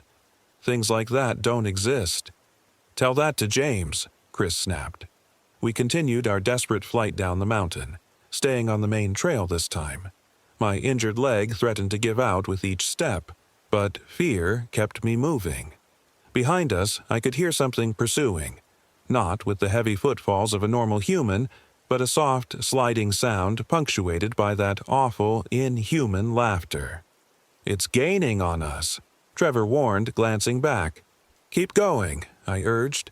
"The trailhead can't be far now."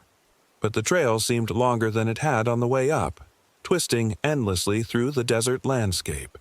The sun rose higher, its heat oppressive, and my vision began to tunnel from pain and blood loss. "There," Megan suddenly cried, pointing ahead. "I can see the parking lot." Sure enough, the dusty lot was visible through the trees, perhaps a quarter-mile away. Our vehicles sat where we'd left them, gleaming in the sunlight like salvation. We pushed ourselves harder, ignoring screaming muscles and injuries. The sounds of pursuit seemed to have faded, but I didn't trust that. The Wanderer was cunning. It might be circling around to cut us off. Finally, we reached the parking lot, gasping for breath. "Keys," I managed, leaning against our SUV to stay upright. "Who has the keys?" Trevor patted his pockets frantically. "I have mine." Megan nodded. "I've got the other set." "Then let's go," Chris said, opening the passenger door of Trevor's vehicle. "No point splitting up now." We piled in, Trevor driving, Megan in the passenger seat, Chris and I in the back. Trevor's hands shook as he turned the key, and for a heart-stopping moment, I thought the engine wouldn't start. Then it roared to life and he threw the SUV into reverse, backing out of the space so quickly we were all thrown forward. As he shifted into drive, movement caught my eye. Alicia, the Wanderer, stood at the trailhead, watching us with that empty smile. But it made no move to pursue as Trevor accelerated onto the dirt road leading back to the highway. "We need to get you two to a hospital," Megan said, turning to look at Chris and me in the back seat. Her face was streaked with tears and dust. "And call the police," Trevor added grimly. "Tell them about James." I nodded wearily, the adrenaline finally ebbing away, leaving only pain and exhaustion in its wake. Chris looked even worse, his face gray, the infection from his wound clearly advancing. We drove in tense silence for several miles, the rugged terrain gradually giving way to more traveled roads. My phone beeped as we regained service, dozens of missed calls and texts flooding in, all from my sister, increasingly frantic about why I hadn't checked in. "Should we really tell the police what happened?" Chris asked suddenly, his voice faint. "About what Alicia became? They'll think we're crazy, or worse, that we killed James ourselves." It was a valid concern.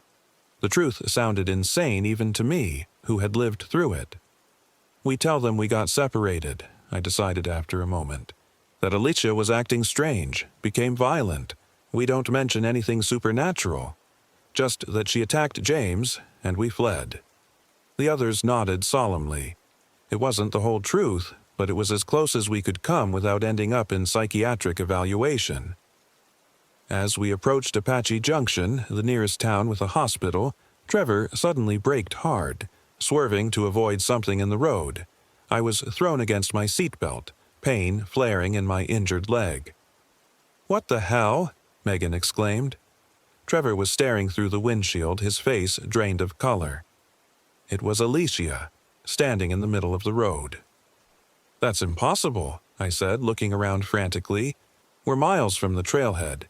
She couldn't have—" "There!" Chris pointed to the side of the road where a figure stood watching our vehicle. Alicia, still wearing her hiking clothes, still with that unnatural smile. "Drive," I urged Trevor. "Just drive." He accelerated again, the SUV's engine roaring as we sped toward town. But the impossible kept happening. Alicia appeared again and again, standing by the roadside or in the distance on a hillside, or once, terrifyingly, directly behind our vehicle in the rearview mirror, though she vanished when Trevor swerved in panic. "How is it doing that?" Megan whispered, clutching the door handle so tightly her knuckles were white. "I don't think it's bound by the same rules we are," I replied grimly. "Not anymore." Finally, we reached the outskirts of Apache Junction, the desert giving way to civilization. Gas stations, fast food restaurants, strip malls. The apparitions of Alicia ceased as we entered the town proper, as if the presence of so many people somehow weakened the wanderer's influence. Trevor drove directly to the emergency room entrance of Banner Goldfield Medical Center. Within minutes, Chris and I were being whisked away on gurneys, our stories of a hiking accident raising eyebrows but not outright disbelief. While doctors tended to our injuries, police officers arrived to take statements about James. We stuck to our simplified version of events. We'd gotten separated from Alicia, who had returned to camp acting strangely, then violently attacked James with a knife before disappearing back into the wilderness. The officers looked skeptical but wrote everything down, promising to send search parties to find both James's body and Alicia. I wanted to warn them not to go, that what they would find wouldn't be Alicia anymore, but I bit my tongue. They wouldn't believe me, and I'd already skirted the edge of being sent for psychiatric evaluation. My injury required surgery. The knife had damaged muscle but thankfully missed any major arteries or nerves. Chris's wound was more complicated. The infection had spread rapidly, necessitating aggressive treatment and a longer hospital stay. Megan and Trevor visited us daily, their faces haunted. None of us could sleep properly. Nightmares of caves and altars and things wearing human faces like masks plagued our few hours of rest. 3 days after our escape, a grim-faced detective came to my hospital room. They had found James's body, he informed me, but no sign of Alicia. The search was continuing, but given the vastness of the Superstition Mountains, they weren't optimistic about finding her quickly. What he didn't say, but what I read in his expression, was that they now considered her dangerous, a suspect in James's murder rather than another potential victim. If they found her, they would shoot to kill if necessary. I didn't tell him that wouldn't be enough, that what was wearing Alicia's body wasn't something a bullet could stop, not permanently at least. A week later, I was discharged from the hospital, warned to keep weight off my injured leg and given prescriptions for antibiotics and painkillers. Chris remained hospitalized, the infection in his arm proving stubborn. The doctors spoke in hushed tones about the possibility of amputation if it didn't improve soon. I returned to my apartment in Phoenix where my sister had been caring for my dog, Rusty. The familiar surroundings should have been comforting, but I jumped at every shadow, every unexpected sound. Rusty seemed to sense my unease, staying close and growling at nothing I could see. Work granted me medical leave, but the thought of eventually returning to the office, where Alicia's desk would be empty, where James would never again call a meeting, was almost unbearable. I found myself researching other cities, other jobs, planning an escape from the memories that haunted me. 2 weeks after our ordeal, Trevor called me in the middle of the night, his voice tight with controlled panic. "She was outside my apartment," he said without preamble, standing across the street, just watching. My blood ran cold. "Are you sure it was her?" "Positive. Same clothes she was wearing that day. Same expression." He paused. "I called the police, but by the time they arrived, she was gone. They think I'm paranoid, seeing things because of the trauma." "You're not," I assured him. "Have you talked to Megan?" "Yeah, she's scared too. Said she's been getting strange phone calls. No one speaking, just that humming sound we heard in the cave." I remembered all too well that monotonous tune Alicia had hummed before revealing the knife. "It's hunting us," I realized aloud. "Finishing what it started." "What do we do, Daniel?" Trevor asked, his voice breaking slightly. "How do we fight something like this?" I had no answer for him. The next day, I visited Chris in the hospital. The doctors had finally decided to amputate his arm below the elbow. The procedure was scheduled for the following morning. He lay in his bed, pale and resigned, the infected limb heavily bandaged. Trevor saw her. I told him quietly, after ensuring no staff were within earshot. "Outside his apartment." Chris closed his eyes briefly. "I'm not surprised. It won't stop until it gets what it wants." "Blood freely given, blood forcibly taken," I recited. "One to give, one to take, one to become." "James was the second," Chris murmured. "Blood forcibly taken. That leaves." "One to become," I finished grimly. We sat in silence for a moment, the full implications sinking in. "What if we could somehow trap it?" Chris suggested eventually. "Send it back to wherever it came from?" "How? We don't even understand what it is, let alone how to fight it." Chris shifted uncomfortably in his bed. "I've been researching, as much as I can from here. The Apache legends about Nahinzan. There's not much, but some stories suggest it can be bound by certain rituals, symbols drawn in salt, words spoken in the old language." I frowned. "Where did you find this information?" "An anthropology professor at ASU. I told him I was researching indigenous folklore for a book." Chris managed a weak smile. He was eager to share. "Even if that's true, we don't know the rituals or the language." "No, but—" Chris hesitated. "There's someone who might. The professor mentioned a man living on the outskirts of the San Carlos Apache Reservation. A keeper of the old ways, he called him. Someone who knows the stories that aren't written down." It was a thin hope, but it was the only one we had. I promised Chris I would follow up on this lead and wished him luck with his surgery the next day. As I left the hospital, the hairs on the back of my neck stood up. I turned slowly, scanning the parking lot. There, beneath a mesquite tree some 50 yards away, stood a familiar figure. Alicia. Or what had once been Alicia. Even at that distance, I could feel its gaze boring into me. It didn't move, didn't approach, just watched with that terrible, patient stillness. I hurried to my car, hands shaking so badly I could barely get the key in the ignition. As I pulled out of the parking space, I looked back to where it had been standing. The spot was empty. That night I dreamed of the cave again, but this time I was the one kneeling before the stone altar, knife in hand, and on the altar lay Trevor, his eyes wide with terror as I raised the blade. Except it wasn't me. I was trapped inside my own body, a passenger watching my hands perform actions I couldn't control. I woke gasping, drenched in sweat, Rusty whining anxiously beside my bed. The dream had felt so real, so vivid, that I immediately called Trevor to assure myself he was alive. He answered on the fourth ring, his voice thick with sleep. "Daniel, what's wrong?" "Nothing," I said, relief washing over me. "Bad dream. Sorry to wake you." "It's okay," he said, suddenly sounding more alert. I wasn't sleeping well anyway. "Keep thinking I hear noises outside." After hanging up, I made a decision. I couldn't wait any longer. The next morning, I would drive to San Carlos and try to find the man Chris had mentioned. True to my word, I set off at dawn, Rusty riding shotgun in my car.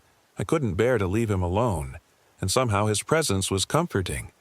Animals sense things humans miss, and I trusted his instincts more than my own at this point.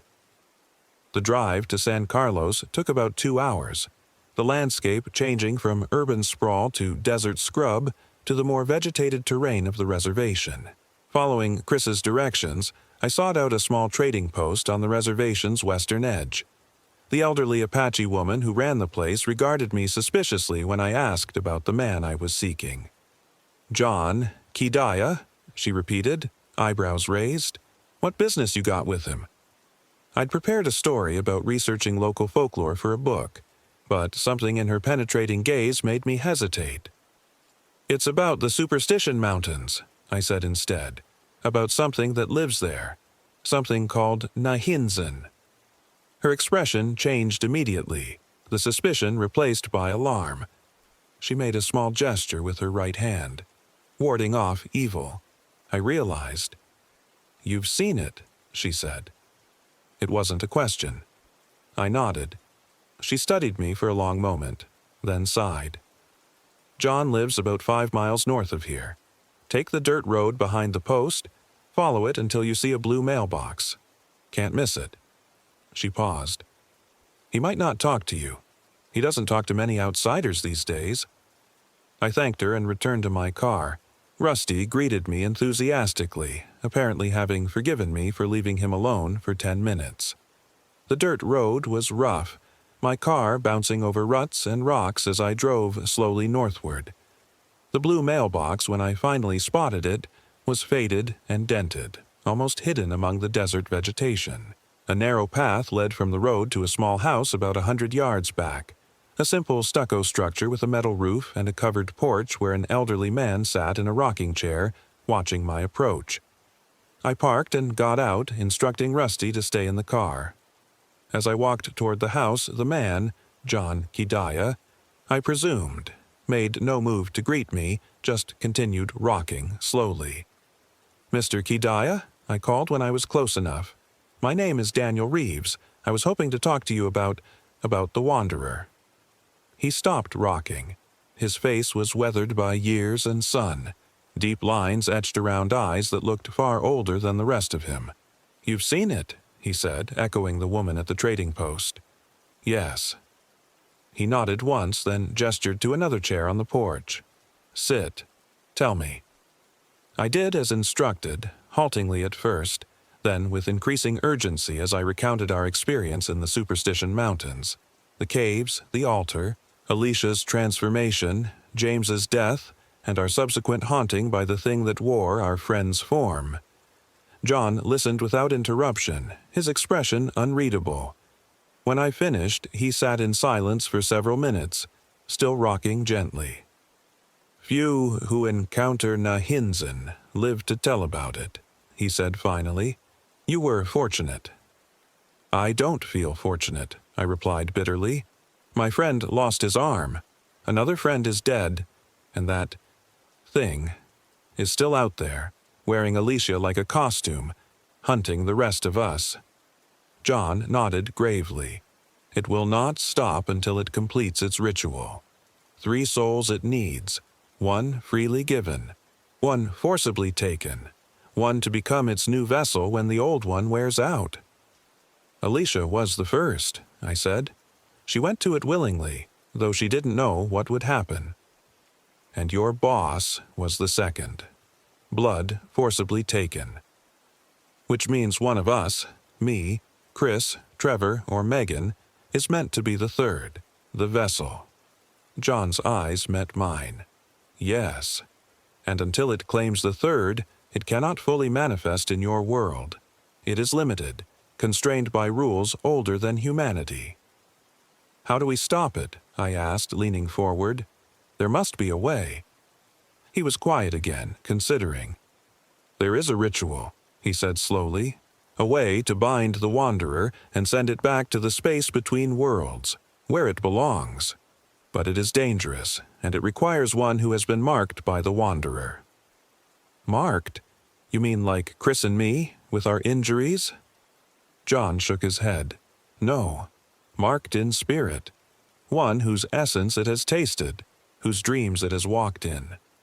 I remembered my nightmare, the feeling of being trapped in my own body as I prepared to sacrifice Trevor. I think that might be me. Show me your wound, John commanded. I rolled up my pant leg, revealing the healing stab wound in my thigh.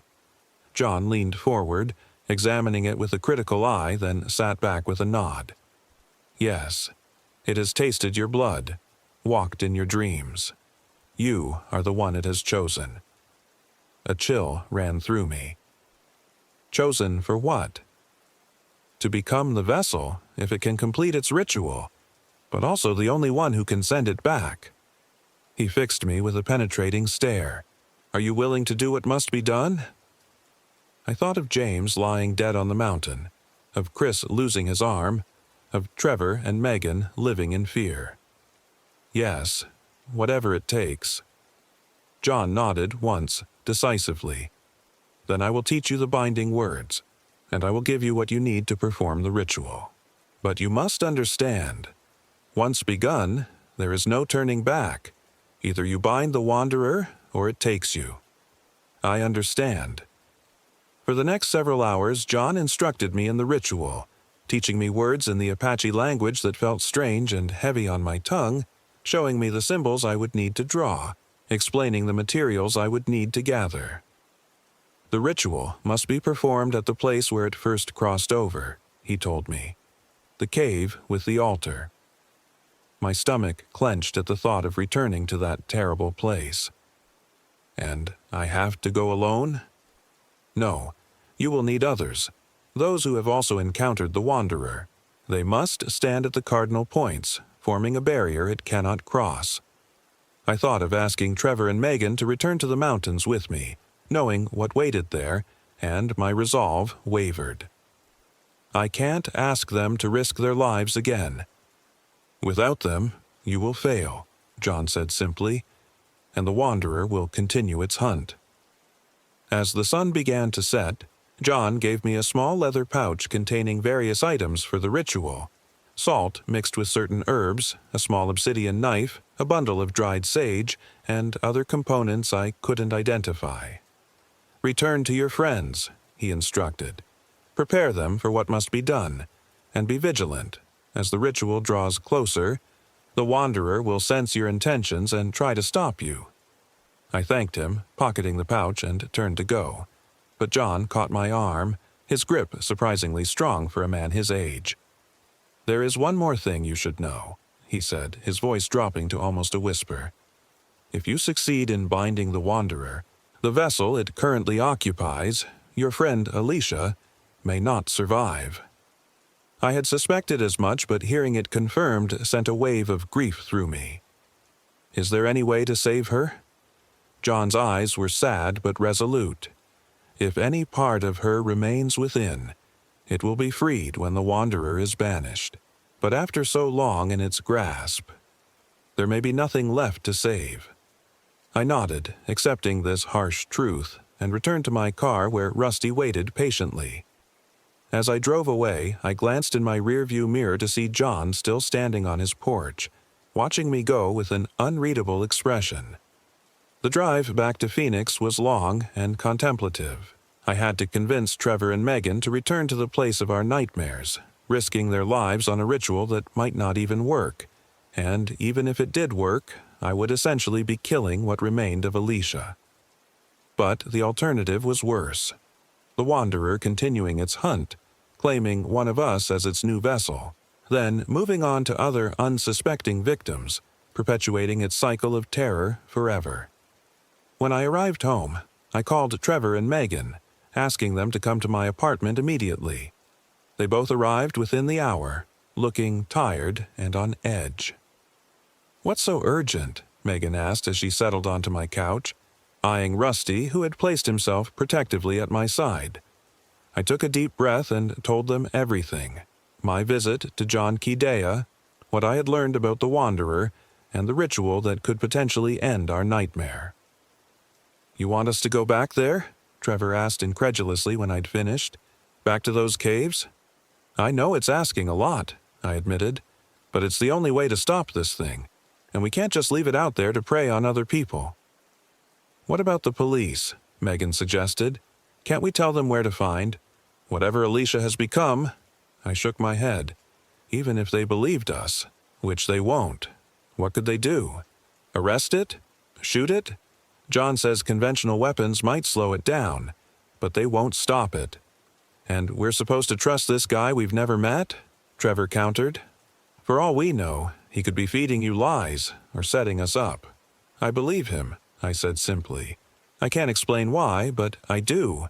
And, frankly, he's the only lead we have." We argued back and forth for hours, weighing the risks, considering alternatives, processing our fear. Finally, exhausted and out of options, Trevor and Megan reluctantly agreed to help me perform the ritual. "We'll need a fourth person," I pointed out, "for the cardinal points." "What about Chris?" Megan asked. I shook my head. "He's still recovering from his amputation. He's in no condition to hike into the mountains." "So, who then?" Trevor pressed. I thought for a moment. "My sister Kate. She knows something is wrong. I haven't been able to hide how scared I've been. I'll have to tell her the truth anyway to explain my sudden camping trip." They nodded, accepting this solution. We spent the rest of the evening planning the details: when to go, the following weekend, what to bring, minimal camping gear since we'd need to move quickly, and how to protect ourselves as best we could. Trevor suggested bringing bear spray again, given how effective it had been in the cave. After they left, I called Kate and asked her to come over. Telling her the whole bizarre story was one of the hardest things I've ever done. Watching her expression shift from confusion to disbelief to horrified acceptance as I showed her my healing wound and the pouch of ritual components John had given me. "You're serious," she said finally. "This isn't some elaborate prank or a mental breakdown." "I wish it were," I replied honestly. To my surprise and relief, she agreed to help, though her hands trembled as she said it. Kate had always been the practical one in our family, the one who looked after me when our parents died, who always knew what to do in a crisis. Seeing her afraid shook me more than I wanted to admit. The week leading up to our return to the Superstition Mountains was tense. We all reported sightings of Alicia, or rather, the thing wearing her form, watching us from a distance, never approaching, just observing with that unnerving stillness. Megan received more of those silent phone calls, and Trevor's apartment was broken into, though nothing was taken, just rearranged, he said, in subtle ways that only he would notice.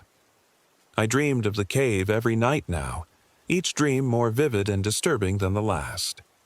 In the worst of them, I was back at the altar.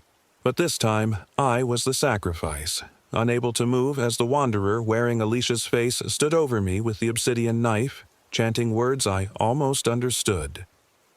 Finally, Saturday arrived. We met at my apartment at dawn, loading our gear into Trevor's SUV.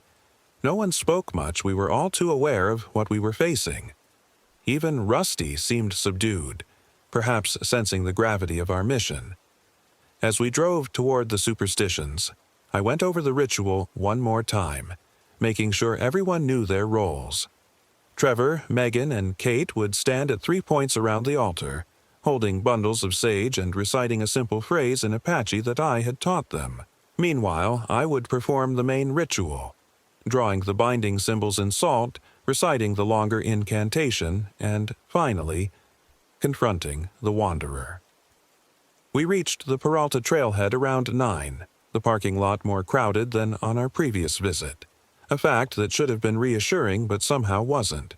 Would the presence of other hikers deter the Wanderer, or would it simply add more potential victims to its hunting ground? We set off at a brisk pace, retracing our steps up the familiar trail. The day was cooler than our previous hike, a light breeze offering some relief as we climbed. No one spoke much, each lost in their own thoughts and memories. When we reached Fremont Saddle, I checked the map John had drawn for me, comparing it with Alicia's original directions. He had marked the location of the cave with surprising accuracy for someone who claimed never to have been there himself. "This way," I said, leading the group off the main trail. The terrain was as challenging as I remembered, but this time we moved with more purpose, more urgency. After about an hour of careful hiking, we spotted the cave entrance, that narrow crevice in the red sandstone cliff that had been the beginning of our nightmare. "That's it?" Kate asked, eyeing the unremarkable opening dubiously. "Don't let appearances fool you," Megan muttered. "That's the gateway to hell right there." We approached cautiously, all of us on high alert for any sign of the Wanderer. I distributed headlamps and checked that everyone had their ritual components ready. "Remember," I said, meeting each of their eyes in turn, "no matter what happens, no matter what you see or hear, stay at your positions. If the circle breaks, we're all in danger." They nodded solemnly, fear evident in their faces but outweighed by determination. "Let's do this," Trevor said grimly. One by one, we squeezed through the narrow entrance, moving from the bright Arizona day into the cool darkness of the cave. The smell hit me immediately, that earthy, metallic odor I remembered, but stronger now, with undertones of decay. We navigated the passages carefully, our headlamps creating dancing shadows on the walls. The first chamber was as I remembered it, with its glittering crystal inclusions. The second chamber, with its stalactites and stalagmites, seemed smaller somehow, more confined. And then we were at the third passage, the one leading to the altar chamber. "I'll go first," I said, my voice sounding thin in the oppressive silence of the cave. I crouched down and moved through the passage, emerging into the altar room. The stone sat in the center, exactly as before, but now its surface was stained dark with what could only be blood. James's blood, I realized with a sick jolt. The others followed me into the chamber, their faces pale in the harsh beams of our headlamps. "Form the circle," I instructed, my voice steadier than I felt. "Trevor, north. Megan, east. Kate, west. I'll take the south position, facing the altar." They moved to their positions, forming a rough square around the altar stone. I took my place at the southern point and began removing the ritual components from my pack. The salt mixture, the obsidian knife, the sage bundle. "Light your sage," I told the others, striking a match to ignite my own bundle. The pungent smoke filled the small chamber as they followed suit. I began drawing the symbols John had taught me, pouring the salt mixture in precise patterns around the altar, interlocking spirals and jagged lines that seemed to shift and move in the flickering light of our headlamps. "Now the words," I said, meeting each of their eyes once more. "Remember, no matter what happens, don't break the circle." I began the incantation, the unfamiliar Apache words feeling heavy and powerful on my tongue. As I spoke, the air in the chamber seemed to thicken, pressure building in my ears as if we were deep underwater. The others joined in with their simpler phrases, their voices creating a rhythmic backdrop to my more complex chant. The sage smoke swirled unnaturally, forming shapes that seemed almost deliberate before dissipating. I was halfway through the ritual when we heard it, a low, keening sound coming from the passage behind me. It grew louder, morphing into that familiar, horrible howl that was Alicia's voice and not Alicia's voice. "Keep going," I urged the others as I continued my own chant.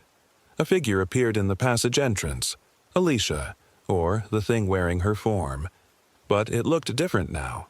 Her skin was too pale, almost translucent, with dark veins visible beneath. Her movements were more fluid than ever, almost boneless as she glided into the chamber. "Daniel," it said, its voice shifting between Alicia's familiar tones and something deeper, older. "What are you doing, Daniel?" I forced myself to continue the ritual, though my voice shook. It tilted its head at an impossible angle, regarding me with eyes that now glowed faintly in the darkness. "Do you think your little ceremony can stop me? I who was old when your kind still huddled in caves, fearing the dark?" It moved closer, but stopped at the edge of my salt symbols, hissing like a snake. "Megan," it said, turning its attention to her. "Sweet Megan, did you know James was in love with you? He died thinking of you. I tasted it in his blood." Megan faltered in her chant, tears streaming down her face. "Don't listen," I warned. "It's trying to break your concentration." The Wanderer smiled Alicia's smile, but wrong. Too wide, teeth too sharp. "Trevor. Brave Trevor. Always the quiet one. Always watching through your camera lens instead of living. What would you give to have captured me on film? Proof that the supernatural exists? I could give you that fame you secretly crave." Trevor's voice wavered, but he continued his chant, his knuckles white around his sage bundle. "And Kate," it continued, turning to my sister, "the outsider, the one who doesn't belong. Did your brother tell you what happens if this ritual fails? Did he tell you that I'll wear his skin next, use his hands to tear you apart?" Kate's face was ashen, but to her credit, she didn't break her chant. The Wanderer turned back to me, its expression shifting from mocking to angry. "Enough of this. You cannot bind me, Daniel Reeves. I am beyond your petty magics." It moved forward suddenly, testing the boundary of my salt symbols. Where it touched the line, there was a flash of blue light, and it recoiled with a shriek of pain. I pressed my advantage, raising my voice, pouring all my fear and anger into the ancient words. The air in the chamber vibrated with power now, the salt symbols glowing faintly with the same blue light. The Wanderer began to change, Alicia's form blurring, features running like wax. For a moment, I caught a glimpse of what lay beneath the human disguise, something ancient and terrible, with too many limbs and eyes that burned like embers in a face that wasn't a face at all. Then it lunged at me, crossing the salt line with a shriek of pain and fury. I felt claws tear into my shoulder as I was thrown backward, the obsidian knife spinning from my grip. The others screamed, but to their credit, they maintained their positions, continuing their chants despite their terror. I scrambled to my feet, blood running down my arm, and retrieved the knife. The final part of the ritual required my blood, willing blood, freely given, to seal the binding. The Wanderer circled me, its form constantly shifting between Alicia and the nightmare creature beneath. "You cannot bind me," it hissed, voice alternating between Alicia's and a deeper, inhuman growl. "I am eternal. I am hunger. I will wear your skin when this is done." "You've worn your last skin," I replied, raising the obsidian knife. I slashed my palm deliberately, feeling only distant pain as blood welled from the cut. I pressed my bleeding hand to the altar stone, completing the circle of symbols. "I bind you, Na Hinzen," I said, the final words of the ritual rolling off my tongue with a power that seemed to vibrate the very air. "By blood freely given, I cast you out. By these ancient words, I seal your path. Return to the darkness between worlds and trouble this realm no more." The effect was immediate and terrifying. The Wanderer let out a howl that shook the cave, dust and small rocks raining down from the ceiling. Alicia's body contorted impossibly, limbs bending at unnatural angles, face stretching into a silent scream. A blue light began to emanate from within her, growing brighter and brighter until I had to shield my eyes. The others continued their chants, voices steady despite the chaos. The salt symbols glowed with the same blue light, linking together to form a complete circle around the Wanderer. Then came a sound like reality itself, tearing. A high, keening noise that made my teeth vibrate and my ears throb with pain. The blue light intensified to an unbearable brightness, and I heard the wanderers scream. No longer Alicia's voice at all, but something ancient and inhuman, full of rage and hunger and, finally, fear. When the light faded and my vision cleared, Alicia's body lay crumpled on the cave floor, the wanderer gone. I approached cautiously, the others maintaining their positions until I confirmed it was safe. Is it over?" Trevor asked, his voice hoarse from chanting. I knelt beside Alicia's still form, searching for any sign of life. Her skin was cool to the touch, her expression peaceful. There was no pulse at her wrist or neck. "It's over," I confirmed, grief washing over me despite our victory. And Alicia's gone. We bowed our heads in silent mourning, for Alicia, for James, for the people we had been before this nightmare began.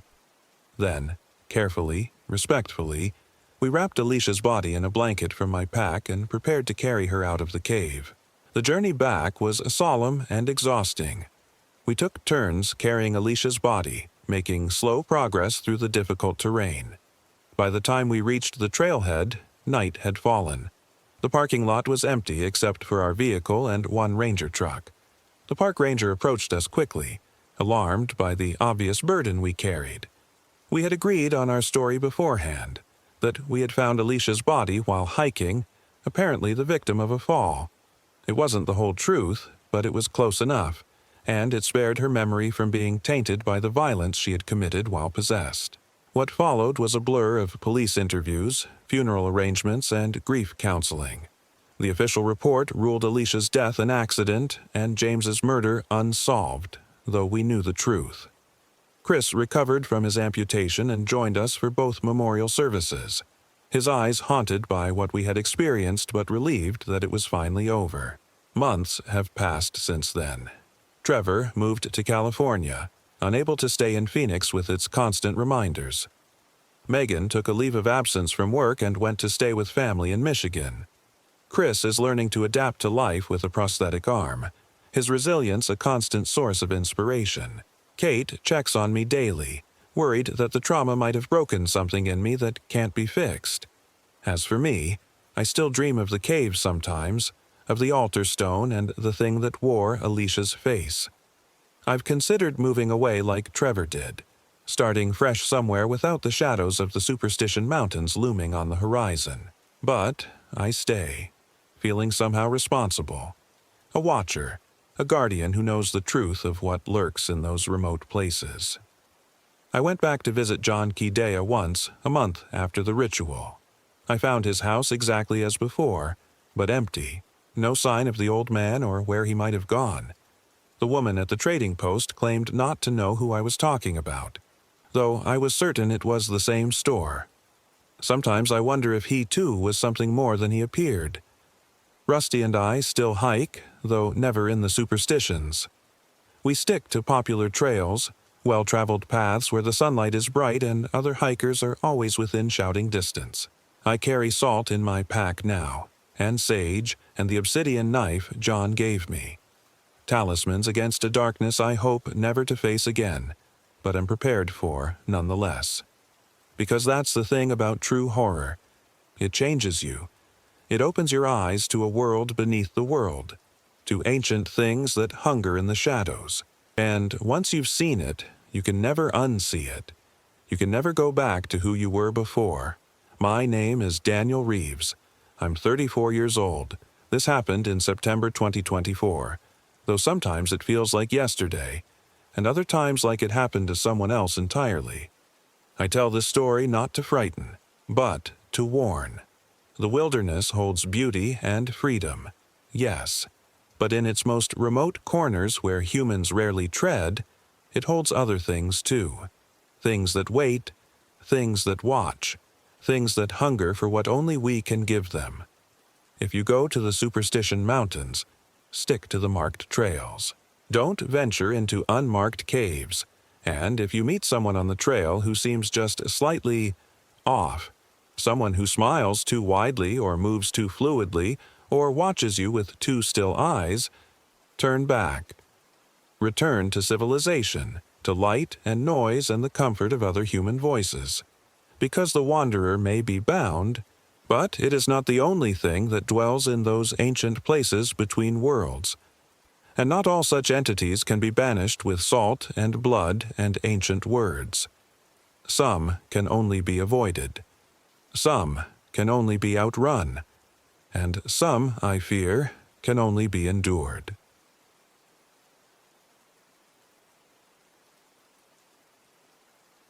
My name is Daniel Mercer. I'm 34 years old. This happened in May 2024 when I convinced my best friends from work to join me on what was supposed to be the adventure of a lifetime. Instead, it turned into a nightmare that still haunts me every time I close my eyes. We'd been planning this trip for months, a week-long hiking and camping expedition through the remote reaches of the Havasupai Indian Reservation in northern Arizona. The four of us worked at the same software development company in Phoenix. Myself, Trevor Wilson, our resident outdoor enthusiast, Megan Chen, the analytical genius who kept us on track, and Kyle Reeves, the newest member of our team who was always eager to prove himself. The plan was simple. Drive to the trailhead at Hualapai Hilltop, hike the 8 miles down to the village of Supai, then explore the magnificent waterfalls and canyons that make the area so famous. Then we'd venture beyond the usual tourist spots into the less-traveled areas of Havasu Canyon. Trevor had read about some spectacular caves and hidden pools that few tourists ever saw. It'll be like having our own private paradise, he'd said during our planning sessions. How wrong he was. The trouble started before we even reached the trailhead. Our GPS went haywire as we approached the turnoff from Route 66, directing us down a series of increasingly narrow dirt roads that weren't on any map I'd studied. "This can't be right," Megan said, frowning at her phone. "We should have turned back there." "The GPS says this way," Kyle insisted. "It's probably just a shortcut." Trevor, who was driving, pulled over. "Let me check the paper map." But the paper map showed nothing resembling the road we were on. After a heated debate, we decided to backtrack to the highway and start over. By the time we found the correct route to Hualapai Hilltop, we'd lost 3 hours and daylight was fading. "We should stay in the car tonight and start fresh in the morning," Megan suggested sensibly. But Kyle was impatient. "We've got headlamps. The trail's supposed to be well marked. Let's at least get partway down." I should have sided with Megan, but I didn't want to seem like I was chickening out, so I backed Kyle's plan. Trevor, always up for adventure, agreed. That was our first mistake. The switchbacks down into the canyon were treacherous in the darkness. Our headlamps carved weak tunnels of light that did little to illuminate the sheer drop-offs mere inches from our boots. The trail was loose gravel and dirt, making every step a potential slide into the void. About 2 miles down, Trevor froze ahead of us. "Do you hear that?" he whispered. We all stopped. Over the light breeze and the distant murmur of water somewhere far below, I heard what sounded like singing. A woman's voice, high and clear, singing words in a language I didn't recognize. "Probably someone camping," Kyle said, though he didn't sound convinced. "There's no camping allowed on the trail," Megan countered. "Hello," Trevor called out. "Anyone there?" The singing stopped abruptly. The silence that followed was somehow worse. "Let's keep moving," I said, suddenly eager to reach the wider part of the canyon where we'd planned to make camp. As we continued down, I couldn't shake the feeling we were being watched. Occasionally, I'd hear what sounded like footsteps on the trail behind us, but whenever I turned to look, there was nothing but darkness. We finally reached a relatively flat area about halfway down the canyon and decided to make camp. As we set up our tents, I noticed Trevor staring intently into the darkness. "What is it?" I asked. "Thought I saw a light over there," he said, pointing to a cluster of rocks about 100 yards away. "Like a campfire, but green." None of the rest of us had seen anything, and Trevor didn't mention it again that night. We ate a cold dinner of energy bars and trail mix, too exhausted to bother with cooking. Despite my fatigue, sleep didn't come easily. The strange singing echoed in my mind, and occasionally I'd hear what sounded like whispers just outside our tent. I finally drifted off sometime after midnight, only to be jolted awake by Megan's scream. "My pack!" she cried. "It's gone!" We scrambled out of our tents. The sky was just beginning to lighten with the approach of dawn. Megan's backpack, which had contained most of our food, her clothing, and her water purifier had vanished without a trace. "Could an animal have taken it?" Kyle suggested. "What kind of animal unzips a tent? Takes only one backpack and zips the tent back up?" Trevor countered, examining the tent door. We searched the surrounding area but found nothing. No tracks, no sign of Megan's pack, nothing disturbed except for our increasingly frayed nerves. "Maybe we should go back," Megan said. "This doesn't feel right." Part of me agreed with her. But another part, a stubborn, prideful part, didn't give up so easily. We could and water, I offered. Make it to the village, we can reassess there. Reluctantly, make up our remaining gear and continued down the trail as the sun rose over the canyon walls. The descent was easier in daylight, but our mood had soured. We hiked mostly in silence, each lost in our own thoughts. I kept looking back over my shoulder, unable to shake the sensation of being followed. Around mid-morning, we came across something odd. A small cairn of rocks topped with what appeared to be a doll made of twigs and corn husks. It had no face, just a blank space where features should have been. "Weird," Kyle said, reaching for it. "Don't touch it," Trevor snapped, grabbing his wrist. "Just don't." We gave the strange doll a wide berth and continued down the trail. An hour later, we found another one. And another hour after that. A third. "They're getting bigger," Megan observed quietly. She was right. Each doll was slightly larger than the last. By early afternoon, we reached the outskirts of Supai village. I expected to feel relief, but the place was eerily quiet. The few locals we saw watched us with guarded expressions, quickly ducking into homes or behind buildings when we approached.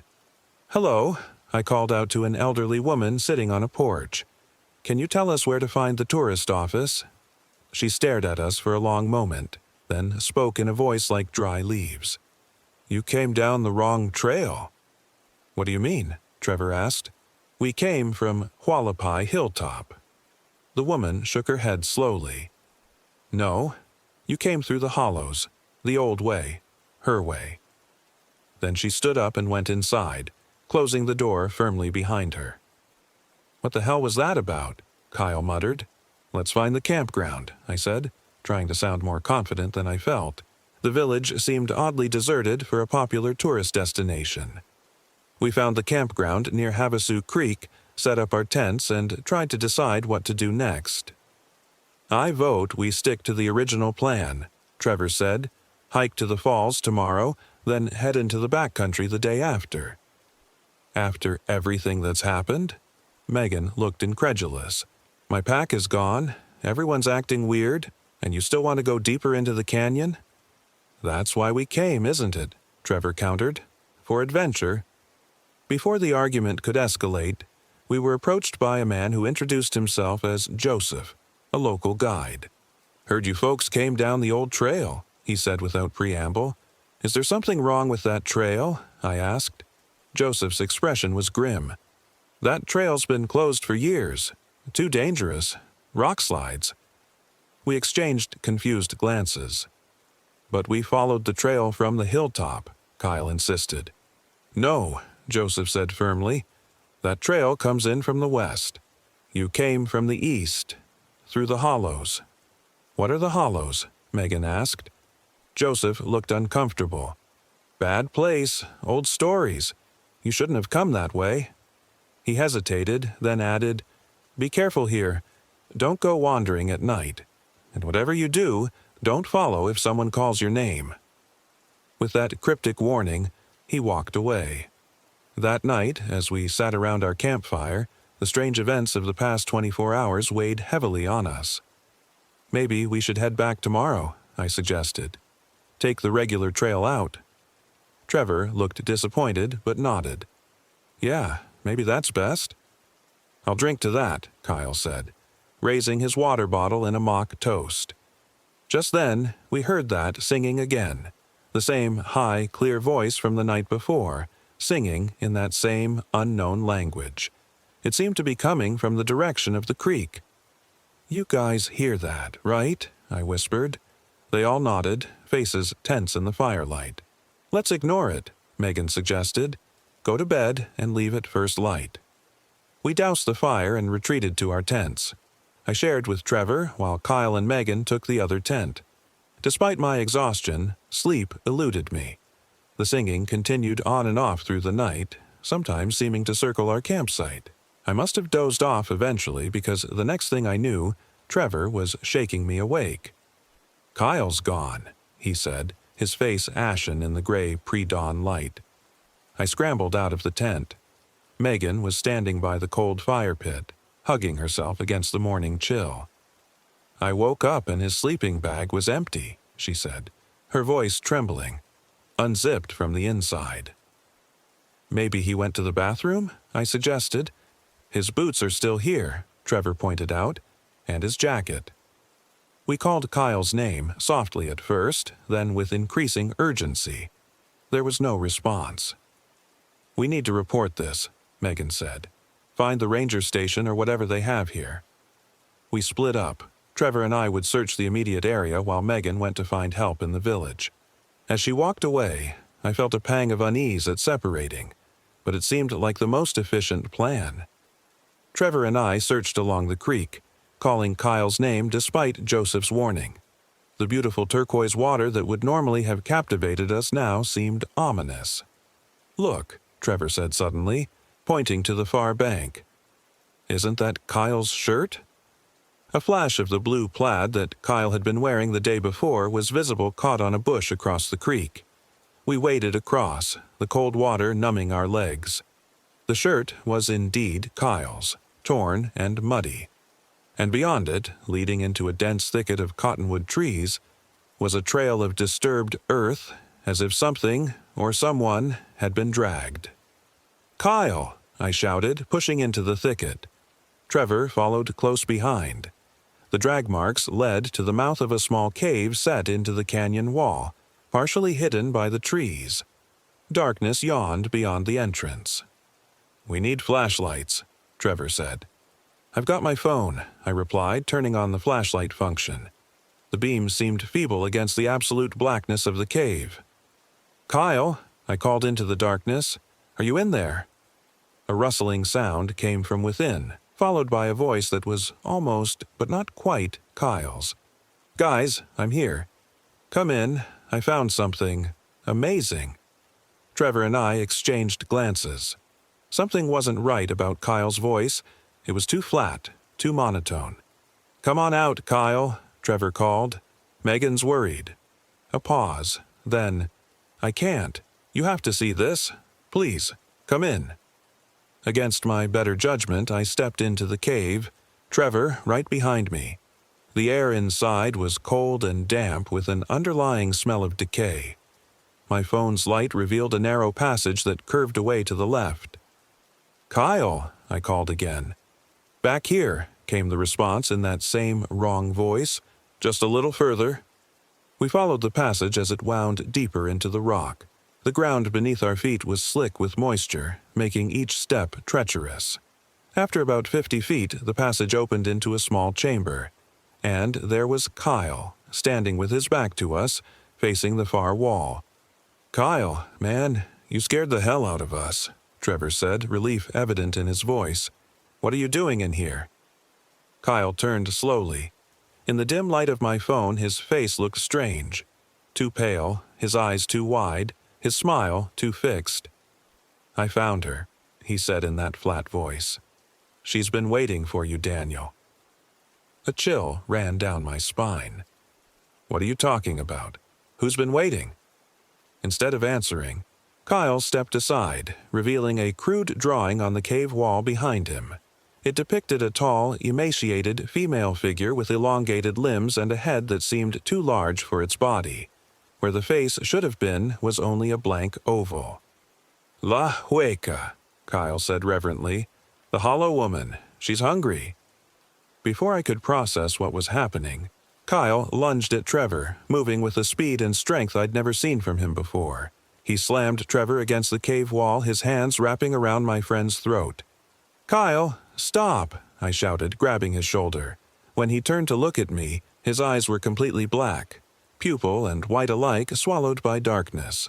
I stumbled back as Trevor fought to break Kyle's grip. Somehow, Trevor managed to knee Kyle in the stomach, forcing him to let go. Kyle doubled over, making a strange keening sound that echoed off the cave walls. "Run!" Trevor gasped, pushing past me toward the entrance. We sprinted back along the passage, the sound of Kyle's inhuman wailing following us. As we burst out of the cave into the sunlight, we nearly collided with Megan, who was approaching with Joseph and 2 other men from the village. "What happened?" Megan demanded, taking in our terrified expressions.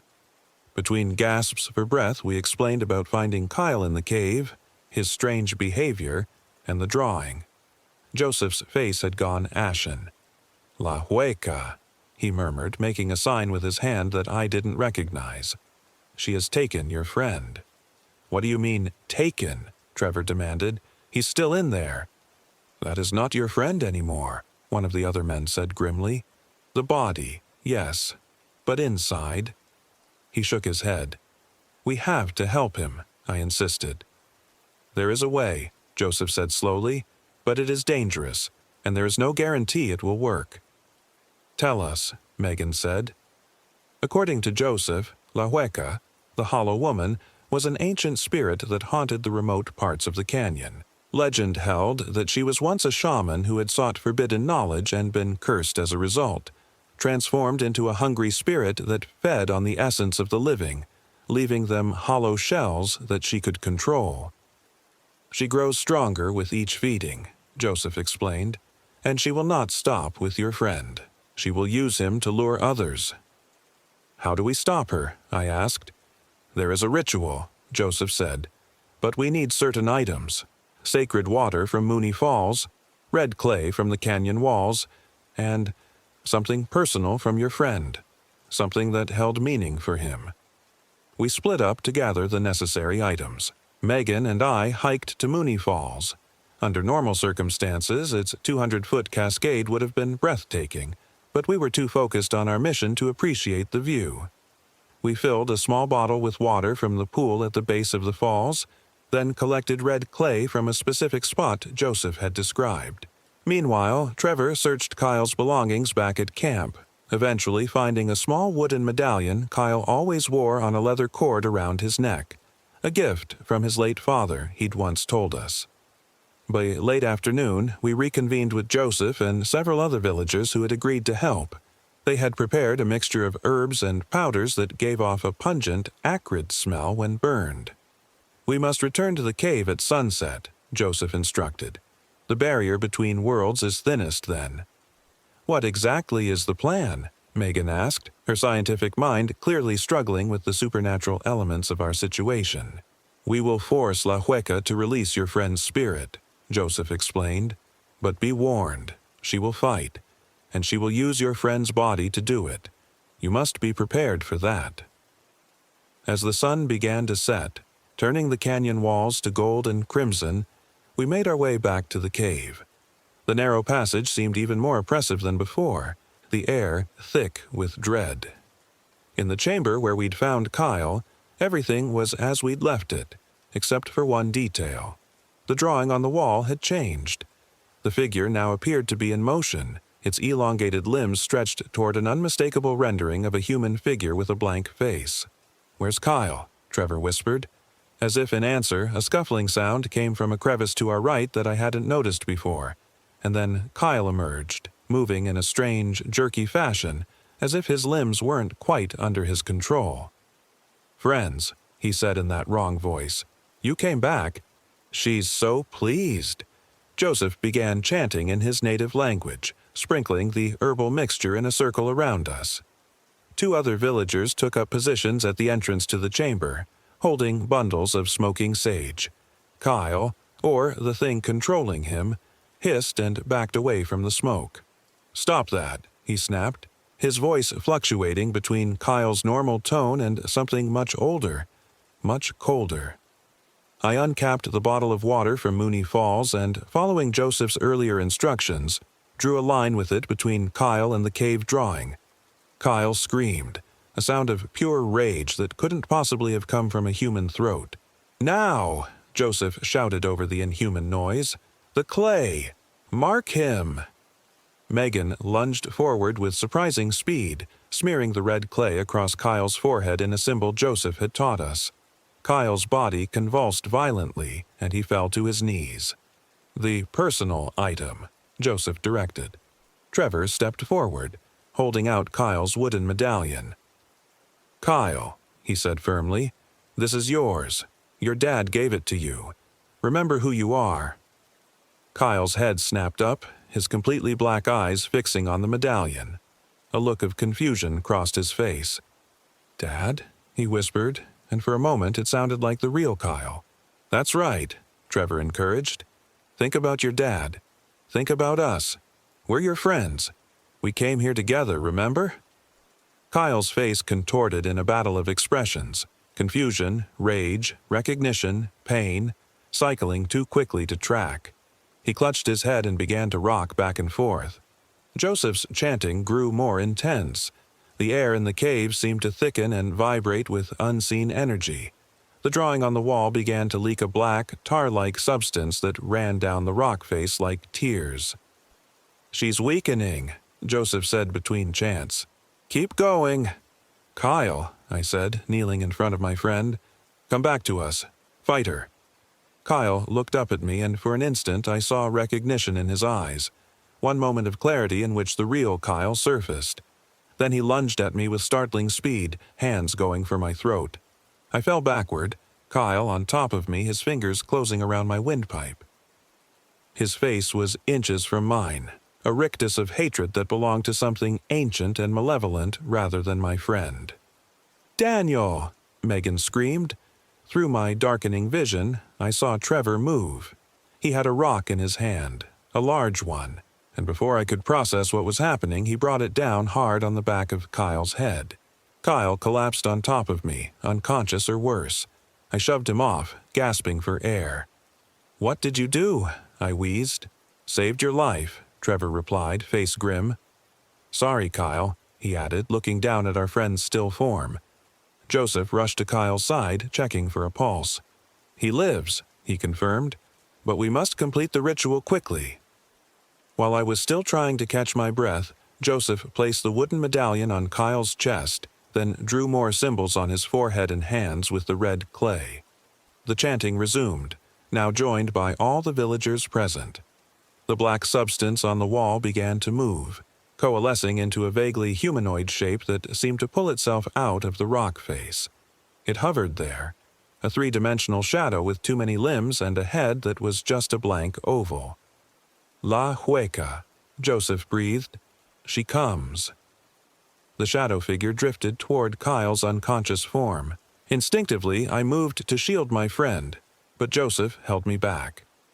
"No," he warned. "This is the separation. It must happen." The shadow descended on Kyle, seeming to seep into his skin. His body arched off the ground, mouth open in a silent scream. Then, just as suddenly, the shadow pulled back, dragging what looked like a faint, luminous version of Kyle with it. "His soul," Megan whispered in horror. "It's taking his soul." "No!" Trevor lunged forward, grabbing the wooden medallion from Kyle's chest. He thrust it into the midst of the struggle between the shadow and Kyle's luminous essence. There was a sound like glass breaking, though nothing visible had shattered, and a shock wave of energy threw us all to the ground. When I managed to sit up, dazed, the shadow was gone. The drawing on the wall had reverted to simple lines of red ochre that might have been thousands of years old. And Kyle was stirring, groaning in pain. "My head," he mumbled, reaching up to touch the spot where Trevor had struck him. "What the hell happened?" We got Kyle out of the cave and back to camp, where we spent a tense night keeping watch in shifts. Kyle claimed to have no memory of anything after going to sleep the night before. The last thing he remembered was hearing someone call his name, a voice that sounded exactly like his mother's, though she had died when he was a teenager.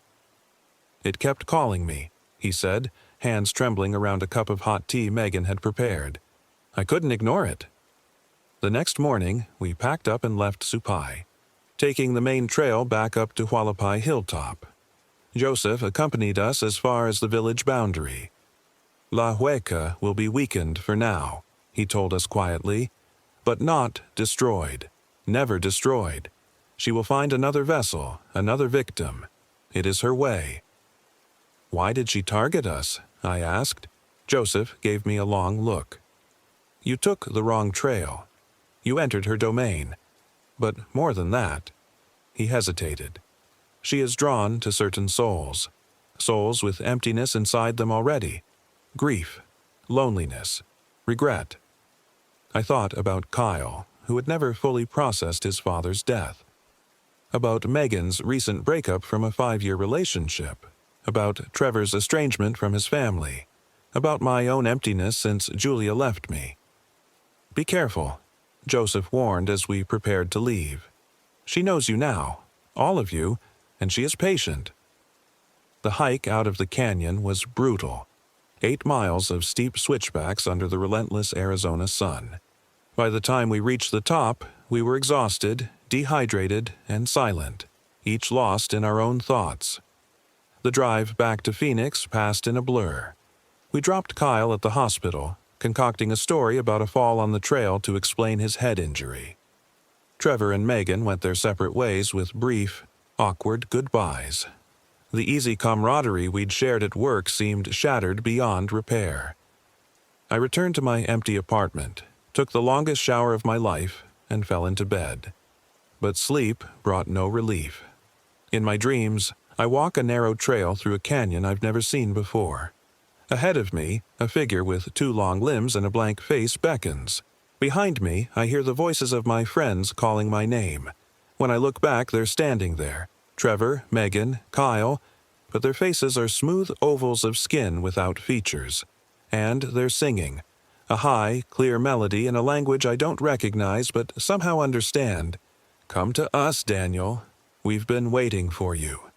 There's a hollow inside you that needs filling." I wake, gasping, my throat raw as if I've been screaming. And somewhere in the darkness of my room, just for a moment, I think I see a tall, thin silhouette with a featureless face, watching. That was 3 weeks ago. I've called in sick to work every day since. I don't answer when Trevor or Megan call. I've blocked Kyle's number entirely, because sometimes when I'm on the phone, I hear that singing in the background. And sometimes when they text, there are words in another language mixed in with the English. Words I somehow understand despite never having learned them. Words that say, "We miss you, Daniel. We're coming for you. La Hueca is hungry." I've barricaded my door, covered all the mirrors, stuffed towels under every crack where shadows might slip through, but it won't matter. She found her way into Kyle in a canyon hundreds of miles from here. And now she knows where I live. Last night I woke to find my bathroom mirror uncovered, though I know I taped a sheet over it before going to bed. In the glass, my reflection stared back at me, but its eyes were completely black, and behind it stood 3 featureless figures. As I watched, frozen in terror, my reflection smiled with too many teeth and whispered, "We're already inside you, Daniel. We've always been inside you." I'm leaving Arizona tomorrow, driving as far as I can get. Maybe it will be enough, but I doubt it, because the hollows aren't just in Havasupai. The hollows are everywhere. There's emptiness. And the emptiness is in us all. If you're reading this, stay away from Havasu Canyon. Stay away from narrow trails that don't appear on maps. And if you ever hear someone call your name in a voice you know is impossible, your dead mother, your distant lover, your estranged friend, for God's sake, don't answer, don't follow, and whatever you do, don't look back. Because she'll be there, waiting, her face a blank canvas ready to wear yours. And once she knows your name, you'll never escape the hollows.